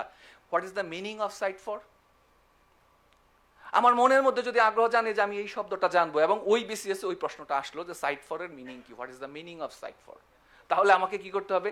আমি যা দেখি আমার পারিপার্শ্বে, মানে চতুর্দিকে যা দেখবো, তার প্রত্যেকটা বিষয় নিয়ে আমার একটা আকর্ষণ, আগ্রহ থাকতে হবে। দেখি তো কি আছে। পেপারটা পড়লা, পেপারের মধ্যে এমনও প্রশ্ন আসতে পারে যে এই পেপারের সম্পাদকের নাম কি? তোমরা পেপার পড়ো, কিন্তু কয়জন ওই পেপারের সম্পাদকের নাম জানো? আমার মনে হয় আমরা অধিকাংশই জানি না। ওই সম্পাদকের নামটা পেপারের কোথায় অবস্থান করে, অর্থাৎ ওই সম্পাদকটা যিনি আছেন, উনি তার নামটা কোথায় লেখা হয়, পেপারের কোন অংশে, ডান অংশে বা অংশে, সম্পাদকীয় জিনিসটা কি, উপসম্পাদকীয় কি, এটার রেসপন্সিবিলিটি কি পেপার পড়ার সময়, এটা আমাকে জানতে হবে। তাহলে আমি যেটা বলছি যে আমাদের আকর্ষণ এবং আগ্রহ, আমি যখন আমার এই যে সানগ্লাসটা, এটা কালার যদি ব্লু হয়, আমার এই ব্লু, সবকিছু আমি ব্লু দেখবো না, তখন আমি তোমাদেরকে বলবো হচ্ছে যে তুমি যদি এখনই মনে করো যে না আমার টার্গেট বিসিএসসি, আমার টার্গেট বিজিএস, তাহলে এই সানগ্লাসের কালারটা ব্লু না করে বিজিএস আর বিসিএস কালারে দিয়ে দাও। অর্থাৎ যা দেখবা তাতেই যেন বিসিএস খুঁজে পাও, যা দেখবা তাতেই তুমি বিসিএস করে। আর যদি তুমি বলো যে না আসলে আমার বিসিএস দরকার নাই, বিশ্ববিদ্যালয়ে একটা ভালো ফলাফল করতে চাই, বিশ্ববিদ্যালয়ের শিক্ষকতা করতে চাই, এটাও আমি মনে করি যে একটা প্রেস্টিজিয়াস জব। তার জন্য কি করতে হবে? ওই যে ফার্স্ট সেমিস্টারের প্রথম থেকে সিজিপিএ যদি একবার লো হয়ে যায়, জীবনে আর তুমি সিজিপিএ 3.89 3.75 করতে পারবে না। সো ফার্স্ট সেমিস্টার থেকেই এটা শুরু করতে হবে যে সবচেয়ে ভালো ফলাফল করার জন্য। ভালো ফলাফল করলে নিশ্চয়তা হয়তো কেউ দিবে না যে বিশ্ববিদ্যালয়ের শিক্ষক, কারণ প্রতি ব্যাচে একজন দুইজন ফার্স্ট সেকেন্ড হবে, সবাই তো আর শিক্ষক হতে পারবে না, তাই না? এই জন্য আমার কাছে মনে হয় যে এইটার জন্য রেজাল্টটা ধরে রাখার জন্য চেষ্টা করতে যাবে, কিন্তু আনুষঙ্গিক বিষয়গুলো কখনো ছাড় দেওয়া যাবে না। আনুষঙ্গিক বিষয় নিয়ে আমরা লেখাপড়া করতে থাকবো, শিক্ষকতা হোক আর না হোক, আমি হয়তো অন্য প্রফেশনের দিকে চলে যাব। ল স্টুডেন্টদের জন্য শুধু আমি একটু বলতে চাই, পাশেই কোর্ট আছে, যেমন তুমি ক্লাসরুমে সময় দিবে, তেমন যেন আরেকটু সময় যাচ্ছি এই দিক দিয়ে না গিয়ে একটু কোর্টের ভিতর দিয়ে যাই না। ওই যে কোর্টের এনভায়রনমেন্টটা কি, একটা কোর্টে গিয়ে 10 মিনিট বসি না, দেখি তো কিভাবে কি আর্গুমেন্টটা হচ্ছে, কিভাবে কি প্রেজেন্টেশনটা হচ্ছে। বাংলাদেশের সুপ্রিম কোর্ট নামের একটা কোর্ট আছে, তাই না? আমরা যারা ধরে নাও চিরাং রাজশাহী থেকে পড়েছি, সুপ্রিম কোর্ট কি এটাই হয়তো আমরা দেখি নাই। আমি সেদিন একটা ভাইবা দিতে গিয়েছিলাম কোন একটা ইউনিভার্সিটিতে, তাকে আমি বলতেছিলাম যদি তুমি এখান থেকে সুপ্রিম কোর্টে যাও তাহলে কিভাবে যাবো, বলছে আমি সুপ্রিম কোর্ট দেখি নাই। তো একজন লোক যে ঢাকা মানে রাজশাহী, চিটাগাং বা বাইরে থেকে সুপ্রিম কোর্টই দেখে নাই, তার আইন শিক্ষা পূর্ণ হয় কিভাবে? কিন্তু তোমরা কিন্তু খুবই ফরচুনেট যে একেবারে হাতের পাশে বাংলাদেশের সবচেয়ে বড় অ্যাডভোকেট বার যেটা আছে, তাহলে সেইখানে কেন আমরা যাব না? বাংলাদেশের সবচেয়ে বড় যে কোর্ট, যেটা দিয়ে সারা বাংলাদেশ নিয়ন্ত্রিত হয়, রাজনীতি বলো আর যাই বলো, অর্থনীতি সবকিছু নিয়ন্ত্রণ করে হচ্ছে ওই সুপ্রিম কোর্টই ইনডিরেক্টলি। আবার যদি বলো ল মেকাররা করে, ল মেকারদের অধিকাংশই যায় হচ্ছে ওই সুপ্রিম কোর্টের পেরিফেরি থেকে, ওইখান থেকে, ওই অঞ্চল থেকেই। তাহলে ওই এলাকাটা কেন আমরা যাব না? ওই এলাকাটাই অবশ্যই অবশ্যই আমাদের জানতে হবে। তার মানে আমি এডুকেশনের পাশে বলছি, যার জন্য যেটা রেলিভেন্ট তার জন্য সেখানে যেতে হবে। তুমি ইকোনমিক্সের ছাত্র হও, তাহলে বাংলাদেশ অর্থনৈতিক সমিতি আছে, তাদের সাথে ওই রিলেটেড যে সকল অর্গানাইজেশনগুলো আছে তাদের সাথে লিঙ্ক করতে হবে। লিঙ্ক যদি না থাকে, পাশ করার পর কিন্তু তুমি সুন্দর করে আর কোনো কিছু পাবে না। যাই হোক, আমি আর আমার কথা বলছি না, আমি শুধু বলছি রিসোর্স স্বল্প হলেও আমাদের মধ্যে যা আছে এটাকে কাজে লাগিয়েই আমরা বিশ্ববিদ্যালয়কে সুন্দর একটি বিশ্ববিদ্যালয়ে রূপান্তর করতে পারবো। আমাদের মাঝে আমাদের শ্রদ্ধেয় vice chancellor sir, proctor sir এসেছেন, আমি আর আমার কথা বাড়াচ্ছি না, সবাইকে ধন্যবাদ জানিয়ে আমি আমার বক্তব্য শেষ করছি। আসসালামু আলাইকুম। যে অসংখ্য ধন্যবাদ। আপনারা ইতোমধ্যে লক্ষ্য করেছেন যে আজকের কলা, সামাজিক এবং আইন অনুষদের নবীন শিক্ষার্থীদের নিয়ে নবীনবরণ অনুষ্ঠানে আমাদের আজকের প্রধান অতিথি মাননীয় ভাইস চ্যান্সেলর স্যার আমাদের মাঝে উপস্থিত হয়েছেন। আজকে স্যারকে ছাত্র শিবিরের পক্ষ থেকে আন্তরিক মোবারকবাদ জ্ঞাপন করছি। স্যার, আমাদের প্যানেল ডিসকাশন চলছিল, আর একটা কোশ্চেন আছে। কোশ্চেন যোগসুর ভিপি বরাবর করেছে। প্রথম কোশ্চেনটা ভাই দেখলাম অনলাইনে দিয়েছে যে আজকের আয়োজনটা জবি শিবিরের নাকি যোগসুর, এটা কোশ্চেন না। দ্বিতীয়টা হচ্ছে ছাত্র শিবির এবং যোগসু বলছে যে যোগসু বিশেষ করে র্যাগিং ট্যাগিং নিয়ে কতদূর এগিয়েছে, এটার কোশ্চেনের আপনি একটু রিপ্লাই দেবেন।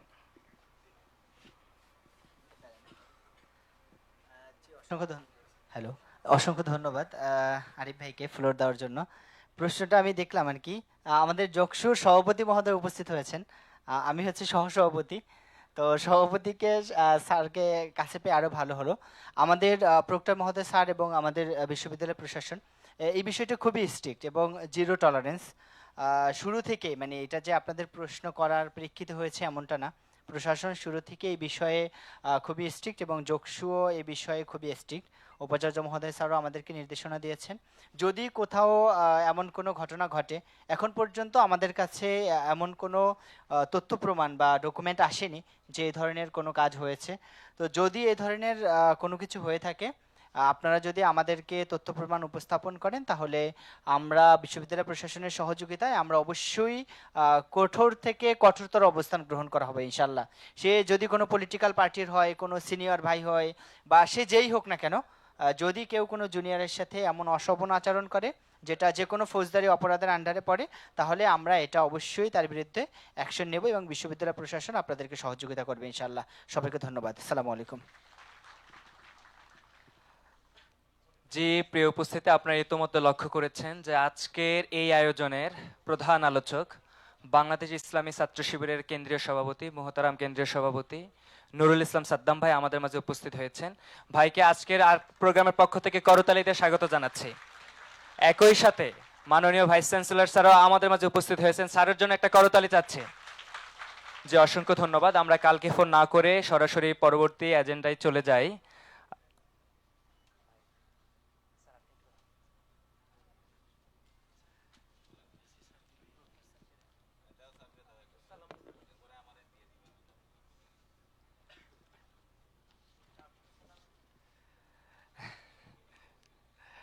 জি, প্রিয় উপস্থিতি, দেখেছেন আমাদের মাঝে উপস্থিত হয়েছেন আমাদের জগন্নাথ বিশ্ববিদ্যালয়ের সম্মানিত proctor sir professor doctor Nasiruddin sir. তো স্যারকে এই পর্যায়ে আমাদের মাঝে কিছু কথা নিয়ে আসার জন্য বিশেষভাবে অনুরোধ করছি।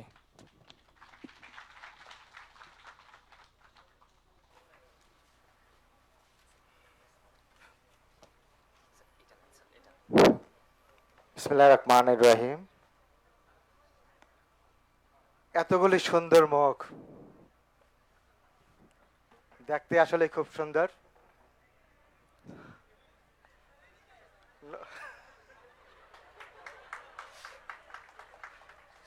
চোখ ডানে ডানে বামে সব দিকেই যায়, চোখ যেখানে যাওয়ার সেখানেই যায়। আপনারা যারা এখানে আসছেন সবাই এই বছরের স্টুডেন্ট, হয়তোবা কেউ কেউ গত বছরের স্টুডেন্টও ছিলেন। আপনারা দেখতে পাচ্ছেন কত সুন্দর এখানে আসলে এই অডিটোরিয়ামে বাংলাদেশ ছাত্র শিবির কর্তৃক আয়োজিত আজকের এই নবীনবরণ অনুষ্ঠানের সভাপতি এবং প্রধান অতিথি। আসসালামু আলাইকুম।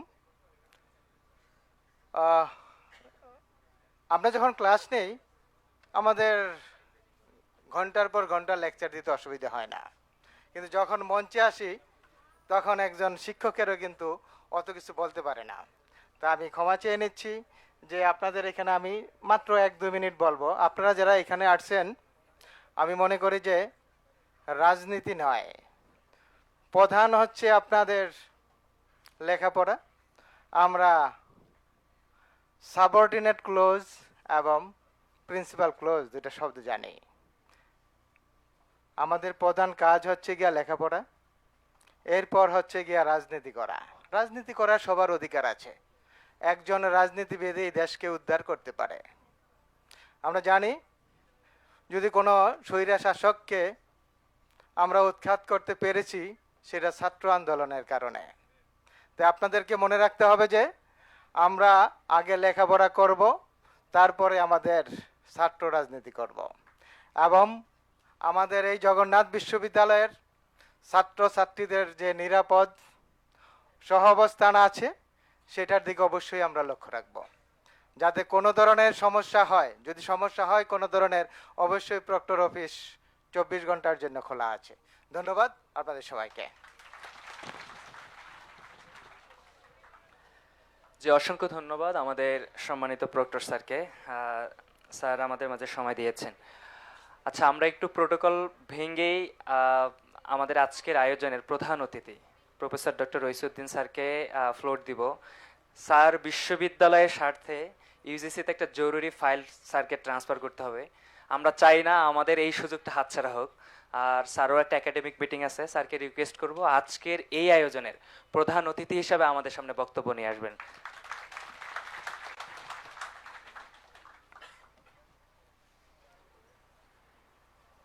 আসসালামু আলাইকুম ওয়া রাহমাতুল্লাহি ওয়া বারাকাতুহু। নাহমাদুহু ওয়া নুসাল্লি আলা রাসূলিহিল কারীম। আম্মা বা'দু ফাআউযু বিল্লাহি মিনাশ শাইতানির রাজীম। বিসমিল্লাহির রহমানির রহিম। ইন্নাদ দীনা ইনদাল্লাহিল ইসলাম।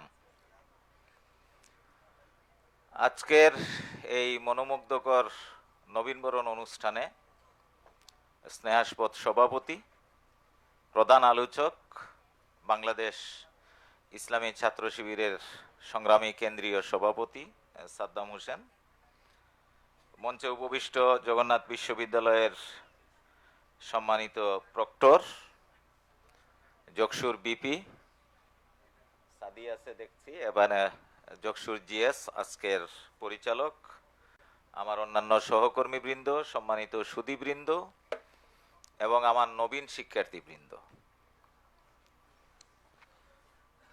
আলহামদুলিল্লাহ এটা অত্যন্ত পুলকিত হওয়ার মতো একটি মুহূর্ত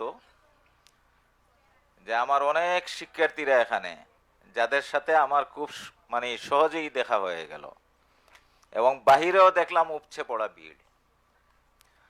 তো আজকে এই আয়োজনটি করার জন্য আমি বাংলাদেশ ইসলামী ছাত্র শিবির জগন্নাথ বিশ্ববিদ্যালয়ের শাখাকে আমার ব্যক্তিগত পক্ষ থেকে আন্তরিক অভিনন্দন জানাচ্ছি।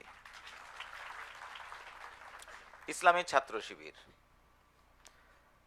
এটি একটি ছাত্র সংগঠন এবং বাংলাদেশের প্রেক্ষাপটে এই সংগঠনের অনেক অতীত ইতিহাস আছে।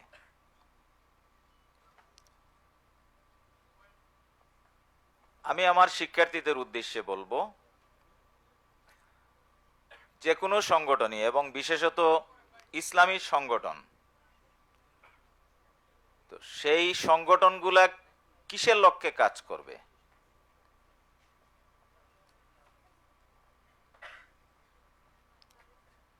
সেই সংগঠনগুলা কাজ করবে আল্লাহর রসুলকে এই পৃথিবীতে প্রেরণ করার পরে উনার প্রেরণের যে গূঢ় রহস্য, সেটা জিজ্ঞাসিত হলে আল্লাহর রসুল বলেছিলেন, বুইস্তু লি উতমিমা মাকারিমাল আখলাক, মানুষদের চরিত্রকে সর্বোচ্চ পর্যায়ে উপনীত করার জন্যই উনি কিন্তু এই পৃথিবীতে এসেছিলেন। আর এই পৃথিবীর মানুষের জন্য অনুকরণীয় যেটা পবিত্র কুরআনে আল্লাহ বলেছেন, ওয়ালাকুম ফি রাসূলিল্লাহি উসওয়াতুন হাসানা, যে এই পৃথিবীতে বিচরণশীল সমস্ত মানুষের জন্য উত্তম আদর্শ একজনই, তিনি হলেন মুহাম্মদুর রাসূলুল্লাহ সাল্লাল্লাহু আলাইহি সাল্লাম। তো যে কোনো ইসলামী সংগঠনের কাজই হলো আল্লাহ প্রদত্ত এবং রাসূল সাল্লাল্লাহু আলাইহি সাল্লাম প্রদর্শিত এবং নির্দেশিত এই যে জীবন ব্যবস্থা, এই জীবন ব্যবস্থাটাকে এই পৃথিবীতে কায়েম করা। আমি একটি আয়াত তিলাওয়াত করেছি, ইন্নাদ-দীনা ইনদাল্লাহিল ইসলাম। আমরা সবাই জানি Islam is the complete code of life. এই পৃথিবীতে যুগে যুগে আল্লাহ বহু নবী এবং রাসূলকে প্রেরণ করেছেন। প্রত্যেকের মিশন এবং ভিশন একটাই ছিল, কি সেটা? মানুষদেরকে হেদায়েতের পথে পরিচালিত করা। তো বহু ধর্ম এই পৃথিবীতে আছে যারা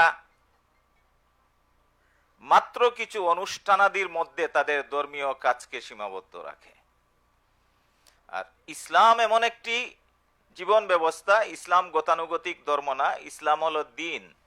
দিন মানে হলো জীবন ব্যবস্থা। তো ইসলাম এমন একটি জীবন ব্যবস্থা, এই জীবন ব্যবস্থায় একজন মানুষের জন্ম থেকে শুরু করে মৃত্যু পর্যন্ত তার যত কার্যাবলী আছে, চাই সেটা পারিবারিক হোক, সামাজিক হোক, রাজনৈতিক হোক, অর্থনৈতিক হোক, সামরিক হোক, সাংস্কৃতিক হোক, তার জ্ঞান হোক, পুণ্য হোক, বীরত্ব হোক, সংযম হোক, সৎসাহস হোক, একটি মানুষের জীবনের যত কার্যাবলী তার সব কিছু কিভাবে পরিচালিত হবে, ইসলাম কিন্তু সেটা নির্দেশ করেছে। এই জন্য ইসলাম হলো কমপ্লিট কোড অফ লাইফ। আমি কিভাবে ঘুমাবো, আমাকে ইসলাম সেটি শিখিয়েছে। আমি জুতা কিভাবে পরবো, তারও বিধান কিন্তু ইসলাম দিয়েছে। আমি আরেকজনের সাথে কিভাবে কথা বলবো, ইসলাম শিখিয়েছে। খাবার টেবিলে আমার আচরণ কি হবে, ইসলাম শিখিয়েছে। আমি পানীয় যখন পান করব কিভাবে করব, সেটি ইসলাম শিখিয়েছে।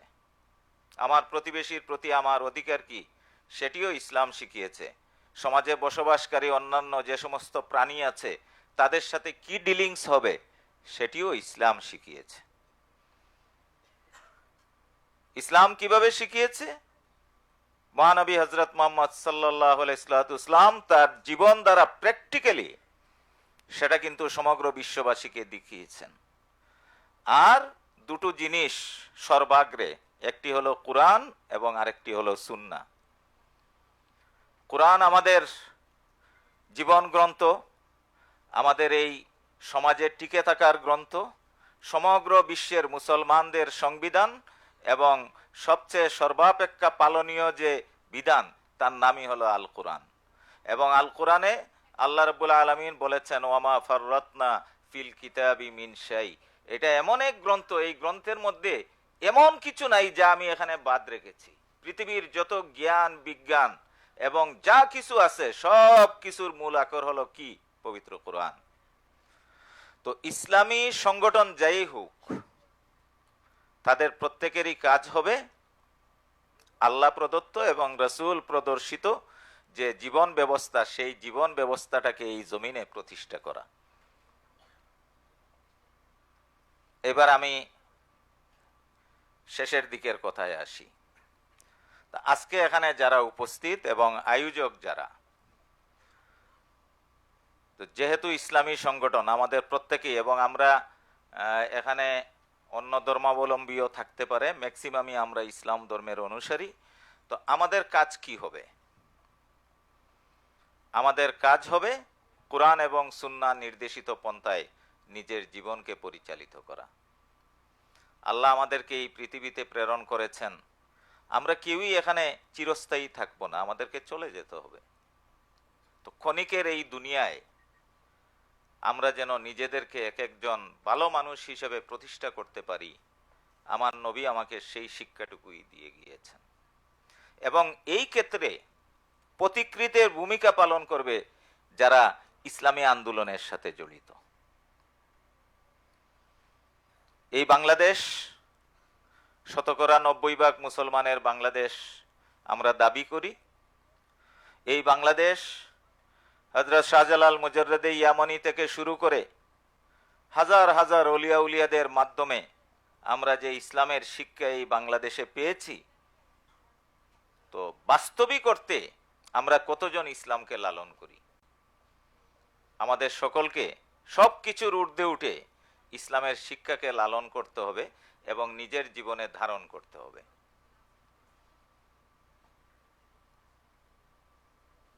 এখন একটি দলের অন্তর্ভুক্ত হয়ে আমার উদ্দেশ্য কি হবে?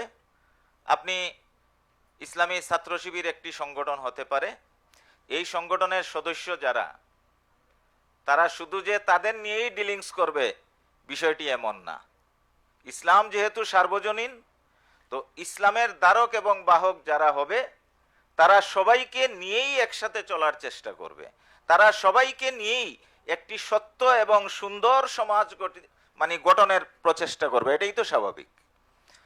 আর আমার শিক্ষার্থী যারা এখানে উপস্থিত, আমি তোমাদের দৃষ্টি আকর্ষণ করব, তোমাদের জীবনের শুরু, তোমরা যখন এখান থেকে বেরিয়ে যাবে, তোমরা প্রত্যেকেই যেন এক একজন ইনসানে কামেল হতে পারো। ইনসানে কামেল অর্থ কি বুঝো? পরিপূর্ণ একজন মানুষ, পরিপূর্ণ একজন মানুষ যেন হতে পারো। আমরা অত্যন্ত হতভাগা জাতি, আমরা কিন্তু সেই ইনসানে কামিল সৃষ্টি করার পিছনে পৃষ্ঠপোষকতা করি না। আমরা সবাই কিন্তু দলীয় অন্ধ একটা ব্যারিকেডের মধ্যে কেন জানি নিজেদেরকে সীমাবদ্ধ করি। সব সময় যেন খুঁজি সে আমার মতাদর্শ পোষণ করে কিনা। তা আমরা এই মানসিকতা থেকে আমরা সরে আসি। আমরা প্রত্যেককে আপন হিসাবে ধারণ করার মতো মানসিকতা পোষণ করি। আমার নবী যেমন ইসলাম প্রচার করতে গিয়ে অনেক বিধর্মীদের সাথেও অনেক সময় কিন্তু সন্ধি চুক্তি করেছেন এবং তাদের সাথে ভালো ডিলিংস করেছেন। তো আমাদেরকে সেই শিক্ষাগুলো নিতে হবে। কেউ আমার দলের অন্তর্ভুক্ত না, এই জন্য সে আমার গোষ্ঠীভুক্ত না, এই মানসিকতা যেন আমরা কেউই পোষণ না করি। এই ছোট্ট দেশ বাংলাদেশ, এখানে বহু মত, দল, আদর্শের সমাহার আছে। আমরা প্রত্যেককেই তার মৌলিকত্ব বিচারে এই দেশের স্বার্থে, এই জনতার কল্যাণে, এই জাতির কল্যাণে আমরা যেন ধারণ করি এবং কখনোই যেন আমাদের মধ্যে কোনো সংকীর্ণতা বোধ কাজ না করে, এই ব্যাপারে আমরা সবাই সচেষ্ট থাকব।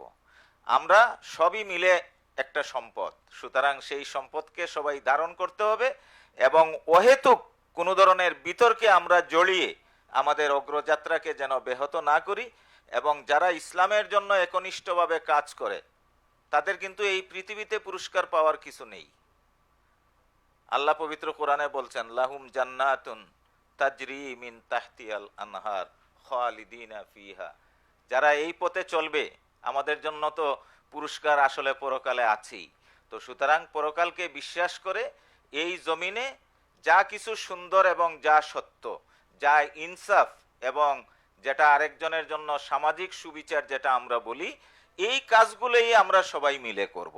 এবং আমরা যেহেতু আল্লাহর অসংখ্য শুকরিয়ার বিষয়, আল্লাহ আমাকে এই জমিনে প্রেরণ করেছেন, একজন মুসলমান হিসেবে প্রেরণ করেছেন। আমি ইসলাম নিয়ে জন্মাতে পেরেছি এবং ইসলামকে ধারণ করি, এর চেয়ে বড় নিয়ামত কিন্তু আর দ্বিতীয়টি হতে পারে না।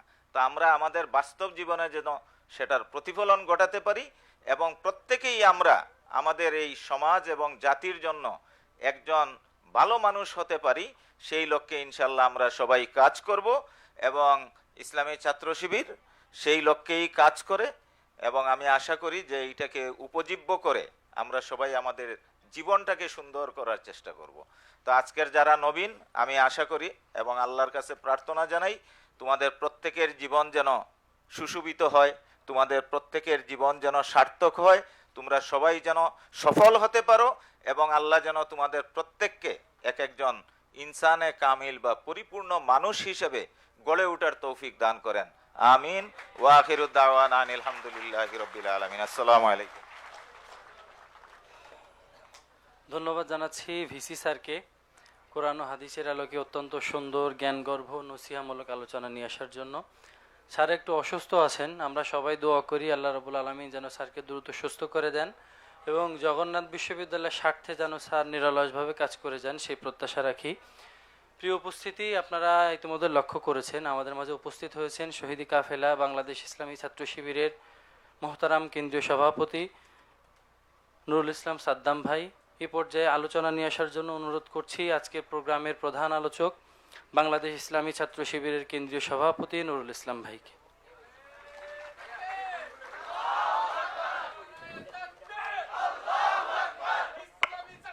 أعوذ بالله من الشيطان الرجيم بسم الله الرحمن الرحيم الحمد لله كفى وسلام على عباده الذين اصطفى ما بعد رب اشرح لي صدري ويسر لي أمري واحلل عقدة من لساني يفقهوا قولي। সমৃদ্ধ বাংলাদেশ গড়ার লক্ষ্যে সৎ দক্ষ দেশপ্রেমিক নাগরিক তৈরির অঙ্গীকারবদ্ধ প্রিয় কাফেলা বাংলাদেশ ইসলামী ছাত্র শিবির ঐতিহ্যবাহী জগন্নাথ বিশ্ববিদ্যালয় শাখার উদ্যোগে আয়োজিত নবীন শিক্ষার্থীদের নিয়ে আজকের এই নবীন বরণ অনুষ্ঠানে প্রধান অতিথি হিসেবে ইতিমধ্যে আলোচনা পেশ করেছেন সর্বজন শ্রদ্ধেয় আমাদের সম্মানিত শিক্ষক, জগন্নাথ বিশ্ববিদ্যালয়ের সম্মানিত ভিসি স্যার, উপস্থিত অন্যান্য শিক্ষকবৃন্দ, প্রিয় সাংবাদিক বন্ধুগণ, প্রিয় উপস্থিতি, আসসালামু আলাইকুম রহমতুল্লাহি ওয়া বারাকাতুহু। আমি যে কথাগুলো বলার চিন্তা করছি এগুলো ভিসি স্যার সব বলে ফেলছেন, এই জন্য খুব বেশি কথা নাই। আবার আপনাদের বাসের সময় হয়ে গিয়েছে, ওইদিকে খেয়াল রাখতে হবে। আপনারা যারা এখানে উপস্থিত হয়েছেন, আমিও জগন্নাথ বিশ্ববিদ্যালয়ের ভর্তির সুযোগ পেয়েছিলাম, কিন্তু কপাল খারাপ, এই বিশ্ববিদ্যালয়ে পড়ার সুযোগ হয়নি, ইট বালু সিমেন্ট দেখার সুযোগ হয়েছে। তো আলহামদুলিল্লাহ এই বিশ্ববিদ্যালয়টি বাংলাদেশের এখন বর্তমানে লিডিং কয়েকটি বিশ্ববিদ্যালয়ের মধ্যে অন্যতম। যদিও স্টুডেন্টদের অনেক সুযোগ সুবিধার ক্ষেত্রে বিশ্ববিদ্যালয়ের অনেক পিছিয়ে আছে, আবাসন সংকট রয়েছে, শিক্ষার মান যে পর্যায়ে থাকার কথা ছিল বিগত সময়গুলোতে যত বাজেট হয়েছে সেই পরিমাণে কার্যক্রম এখানে আমরা দেখি নাই, লুটপাট হয়েছে। আপনাদের ন্যূনতম আবাসনের জন্য অনেক স্ট্রাগল করতে হয় এই বিশ্ববিদ্যালয়ে। আবার এই যে সময়টা আপনারা পার করবেন, জীবনের একেবারে রূঢ় বাস্তবতাগুলো নিয়েই আপনাদের জীবনকে এই বিশ্ববিদ্যালয়ের সাথে মিলিয়ে চলতে হবে।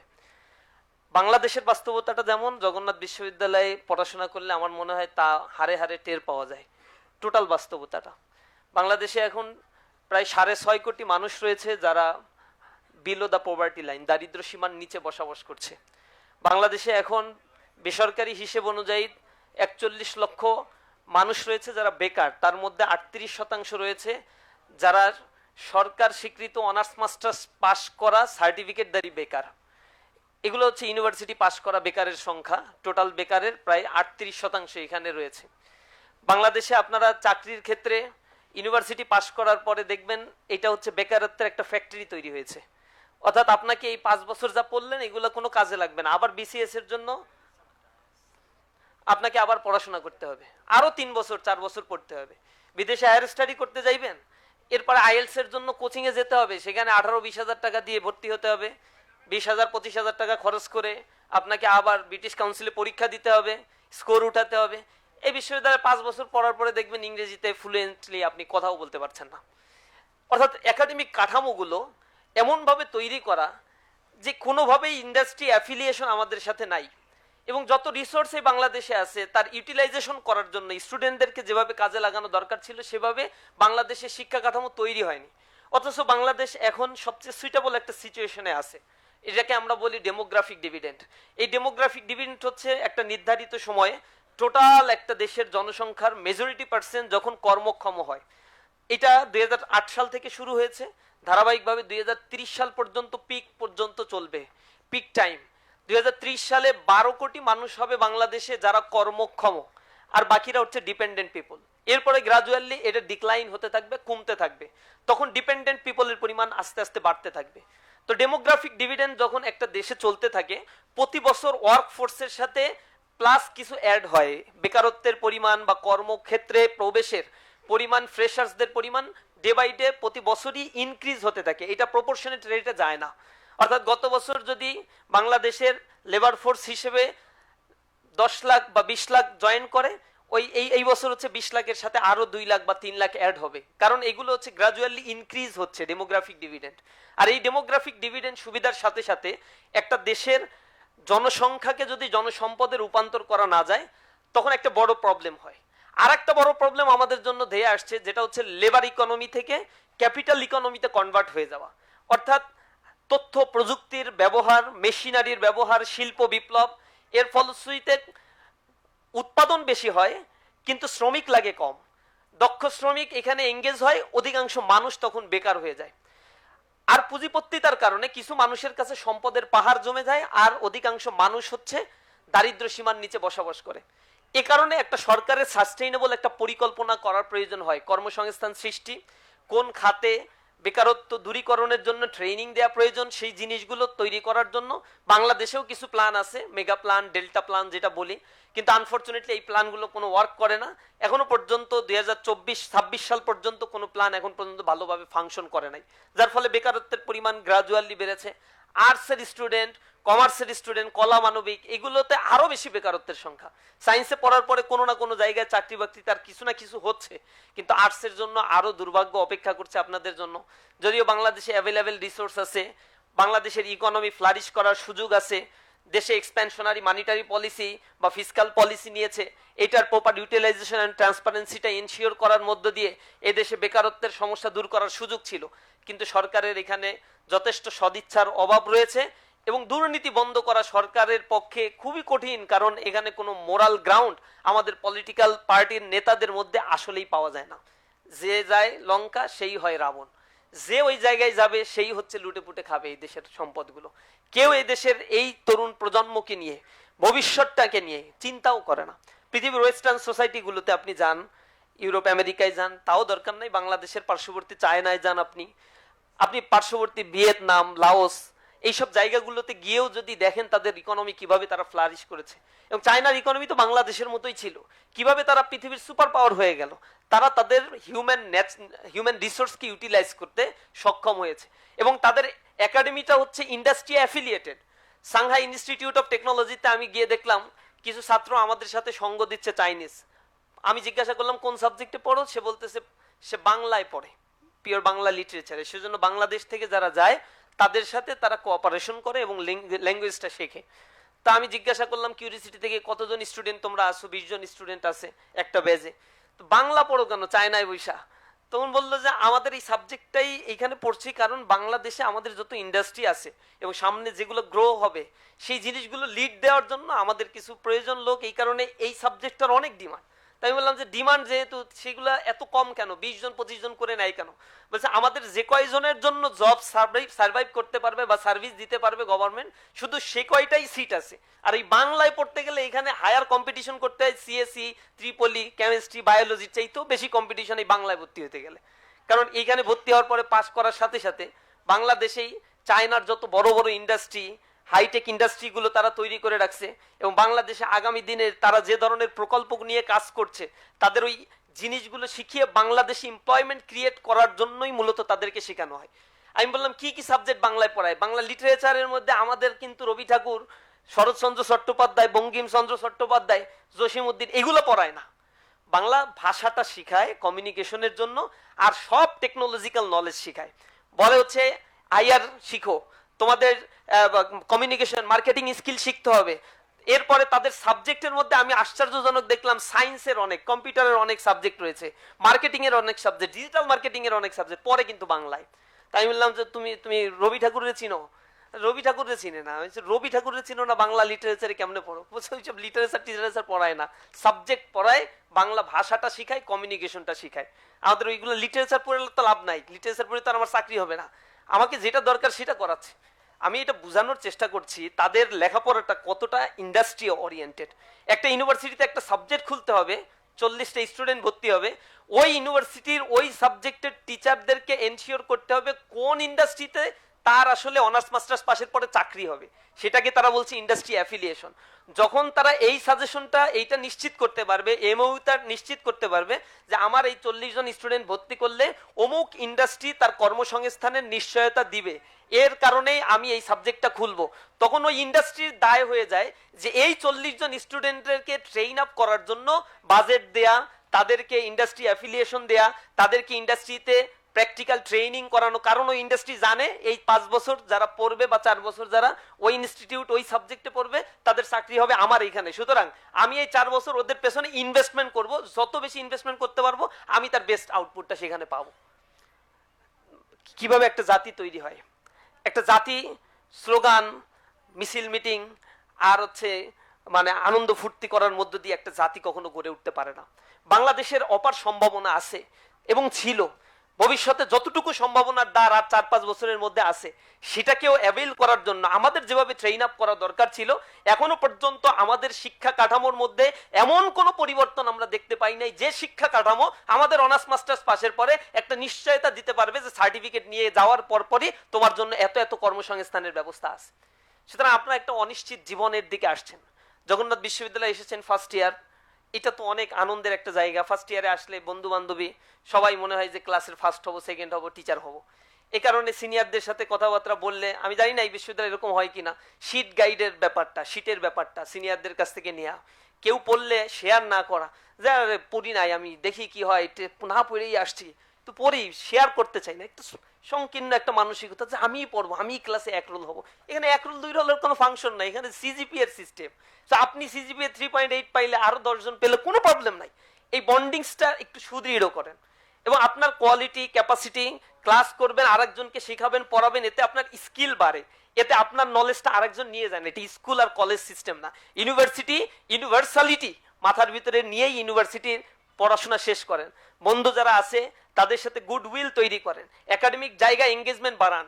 ইউনিভার্সিটিগুলোকে আমরা বলি এটা হচ্ছে একটা কিন্ডারগার্টেনের মতো। এটা ন্যাশনাল ইউনিভার্সিটিতে যেরকম প্রশ্ন করে একজন, খাতা দেখে একজন, পড়ায় একজন, সেকেন্ড এক্সামিনার আর একজন, এই ইউনিভার্সিটিতে এরকম নাই। যিনি পড়ান তিনি প্রশ্ন করবেন, তিনি খাতা দেখবেন, তিনি রেজাল্ট শিট তৈরি করবেন। তার মানে এখানে রেজাল্ট করা খুবই সহজ একটা কাজ। আপনি একজন টিচারের কাছে যান, বারবার যান, না বুঝলে যান, অ্যাসাইনমেন্ট নিয়ে যান। অনেকে আপনাকে ফার্স্ট ইয়ারে আসছেন না, এগুলো বারবার করবেন। ক্লাসের একটা শ্রেণী থাকে যারা আপনাকে বলবে ওপেকের সদস্য। ওপেক বুঝেন তো, organization of petroleum exporting countries, মানে তেল রপ্তানিকারক যে দেশগুলো আছে তাদেরকে বলে ওপেকের সদস্য। কেন ওপেকের সদস্য বলে? ওই যে তেল দেয় স্যারকে, যে দিন শেষে দেখবেন বছর শেষে টার্ম ফাইনাল পরীক্ষার পরে রেজাল্টটা দিলে ওই ওপেকের সদস্যরাই সিজিপিএ উপরের দিকে। আর যারা এগুলো বলছে তারা এইসব পরীক্ষার আগে দোস্ত একটু শীটটা দে না, কি পড়াইছিল ওই লেকচারটা দে না, এগুলাই করবে। সুতরাং আপনার কাজটা হচ্ছে যত বেশি ওপেকের সদস্য হইতে পারে, যত টিচারের সাথে আপনার রিলেশনটা রাখা যায়, যত টিচারের কাছে গিয়ে জিনিসটা বোঝা যায়। থার্ড ইয়ারে উঠেন, অ্যাম্বিশন সেট করে ফেলেন, রেজাল্ট ভালো না হলে বুঝে ফেলবেন যে আপনার রাস্তা ইউনিভার্সিটির টিচার হওয়া না, গবেষক হওয়া না, আপনার রাস্তাটা অন্য দিকে। তো কোন দিকে সেই রাস্তাটা আইডেন্টিফাই করেন। ঢাকা শহরে থাকবেন, অনেক সুযোগ সুবিধা আপনার হাতে আছে, অবহেলায় অবজ্ঞায় আড্ডা দিয়ে এই সময়গুলোকে কাটাবেন নাই। 4টা বছর আপনার জন্য স্ট্রাগলের একটা টাইম। এই সময়টা আপনি যত বেশি লিঙ্ক আপ তৈরি করতে পারবেন, নেটওয়ার্কিং তৈরি করতে পারবেন, নিজেকে ডেভেলপ করতে পারবেন, তত বেশি সাইন করতে পারবেন।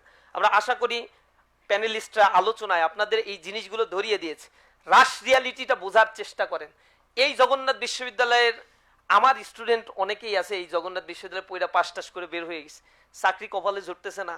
কেন জুটছে না? কারণ এই লেখাপড়া, এই কাগজ, এই সার্টিফিকেট তাকে কিছুই দিতে পারছে না।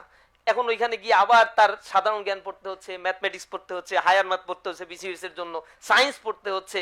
এগুলো যখন আবার তার পড়তে হয়, তাহলে আমার এই লেখাপড়া 4 বছর করে লাভটা হইলো কি?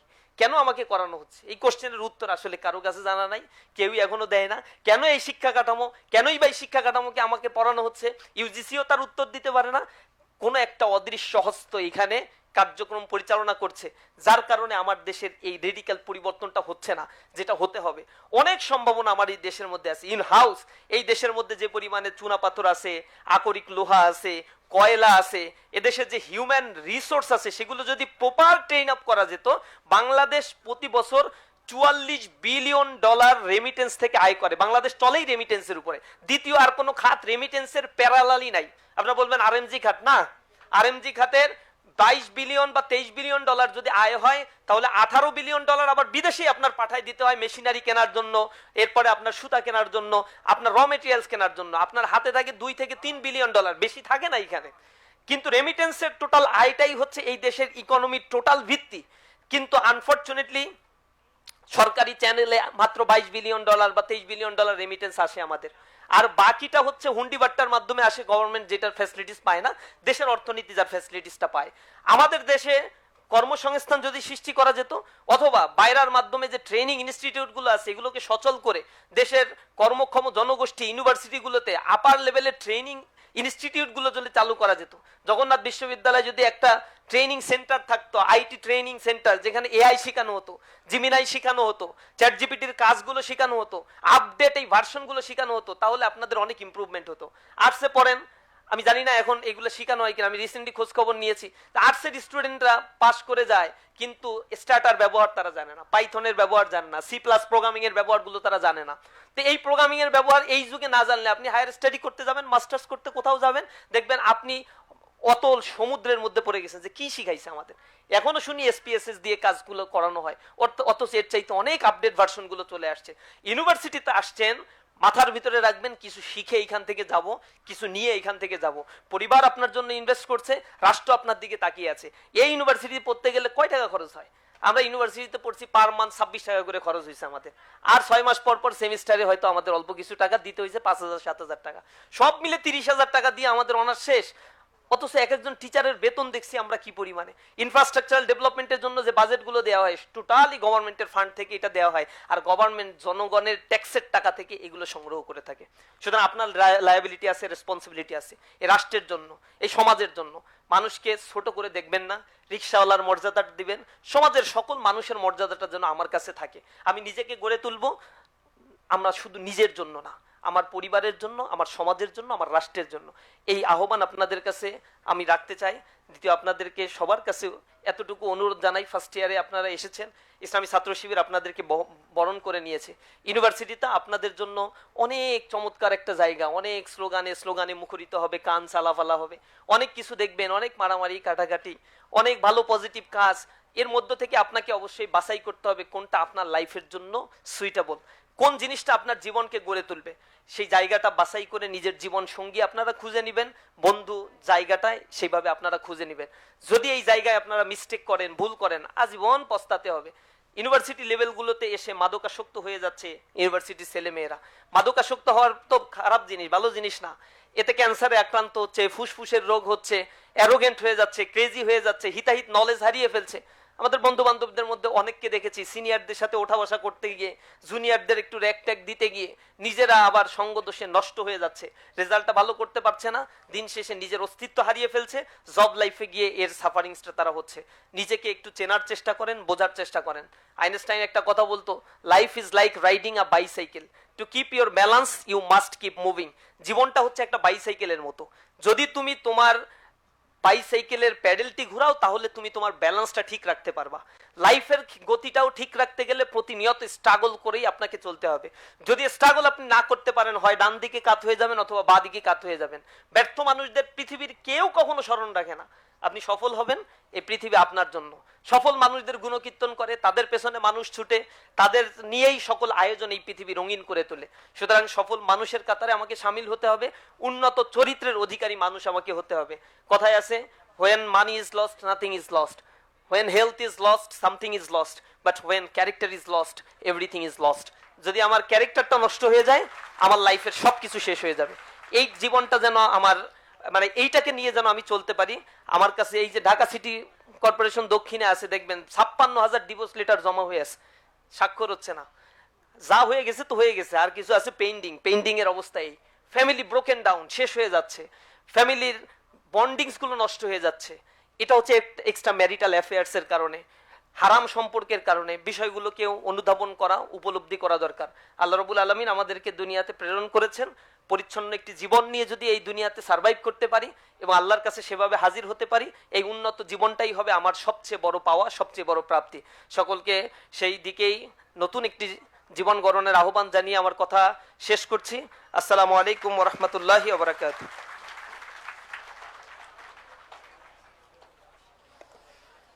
ধন্যবাদ জানাচ্ছি আজকের প্রোগ্রামে সম্মানিত প্রধান আলোচককে তার জ্ঞানগর্ভ আলোচনা নিয়ে আসার জন্য। আশা করি আমরা ভাইয়ের এই বক্তব্য থেকে আমাদের জীবনের পাথেয় সংগ্রহ করতে পারবো। আমাদের আগামী দিনের পথ চলা কেমন হওয়া দরকার, কোনগুলো অ্যাভয়েড করা দরকার, কোনগুলো গ্রহণ করা দরকার, সেগুলো আমরা জানতে পারবো। প্রিয় উপস্থিতি, আমরা একদম প্রোগ্রামের শেষ প্রান্তে এসে পৌঁছেছি।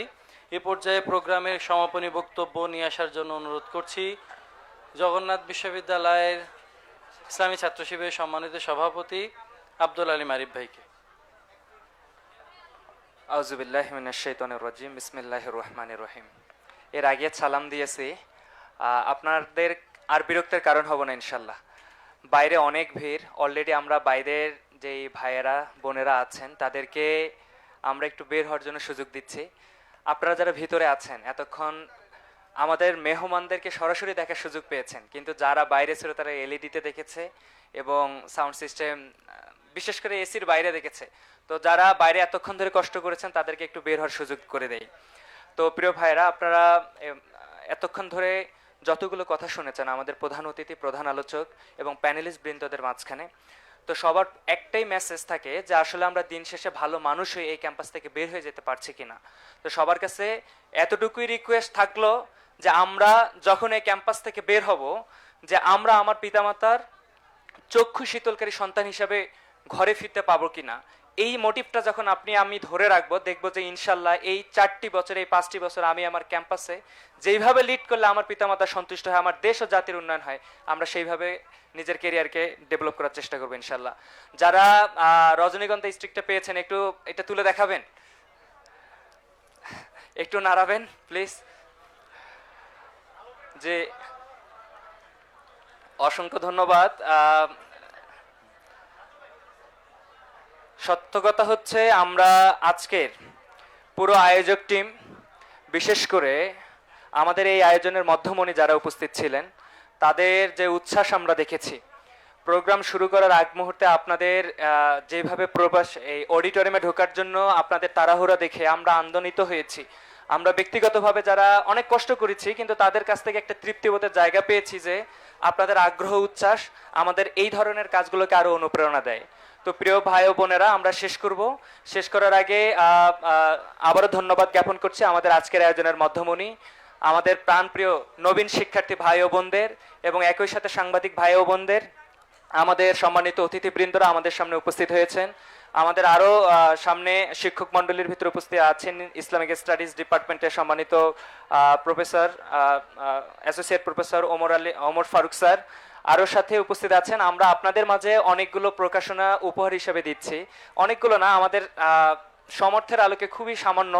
আপনাদের সবার জন্য একটি করে ব্যাগ আছে, পবিত্র কোরআন শরীফ আছে এবং একই সাথে আমাদের একটি ইসলামিক বই আছে, পরিচিতি আছে, কলম আছে এবং সবার জন্য খুবই সামান্য পরিমাণে একটু, যেহেতু আমরা প্রায় 1.5 ঘন্টা ধরে আপনাদের কষ্ট দিয়েছি, একটা ছোট্ট নাস্তারও ব্যবস্থা আছে, আপনারা একটা টোকেন দিয়ে নিয়ে যাবেন ইনশাল্লাহ।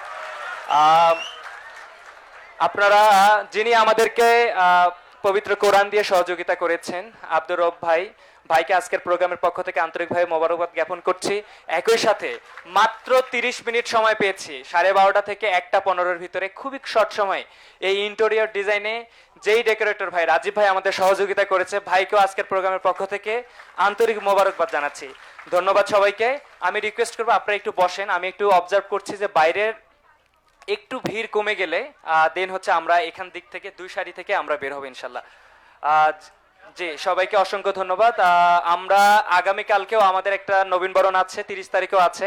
কালকে হচ্ছে বিজনেস ফ্যাকাল্টি এবং ইনস্টিটিউট অনুষদের আছে এবং পরশুদিন হচ্ছে সায়েন্স ফ্যাকাল্টি এবং লাইফ সায়েন্স অনুষদ। তো এই 2 অনুষদে যারা আমরা ভিতরে ঢুকতে খুব বেশি কষ্ট পেয়েছি, নেক্সট ডেতে আমাদের অডিটোরিয়াম ইনশাল্লাহ ফিল আপ হবে, তবে বাইরের মতো এত লোকালিটি থাকবে না। তো আগামীকালকে এবং পরশুদিন অগ্রিম দাওয়াত জানিয়ে আমি আমার বক্তব্য এখানে শেষ করছি। ধন্যবাদ সবাইকে। আসসালামু আলাইকুম ওয়া রাহমাতুল্লাহ। ধন্যবাদ। প্রিয় শিক্ষার্থী ভাই বোনেরা, আপনারা একটু বসবেন। আমরা বাইরে যে সকল ভাই বোনেরা আছেন তারা গরমে অনেক কষ্ট করেছেন, এজন্য তাদেরকে আগে গিফটটা দিয়ে দিচ্ছি এবং 2টা নির্দেশনা একটু সবাই শুনবেন। বোনেরা যে গেট দিয়ে ঢুকেছিলেন সেই গেট দিয়ে বের হবেন, এই পাশ দিয়ে আপনাদের উপহার প্রদান করা হবে এবং ভাইয়েরা যে গেট দিয়ে ঢুকেছিলেন সেই পাশ দিয়ে বের হবেন, আপনাদের জন্য গিফট আছে।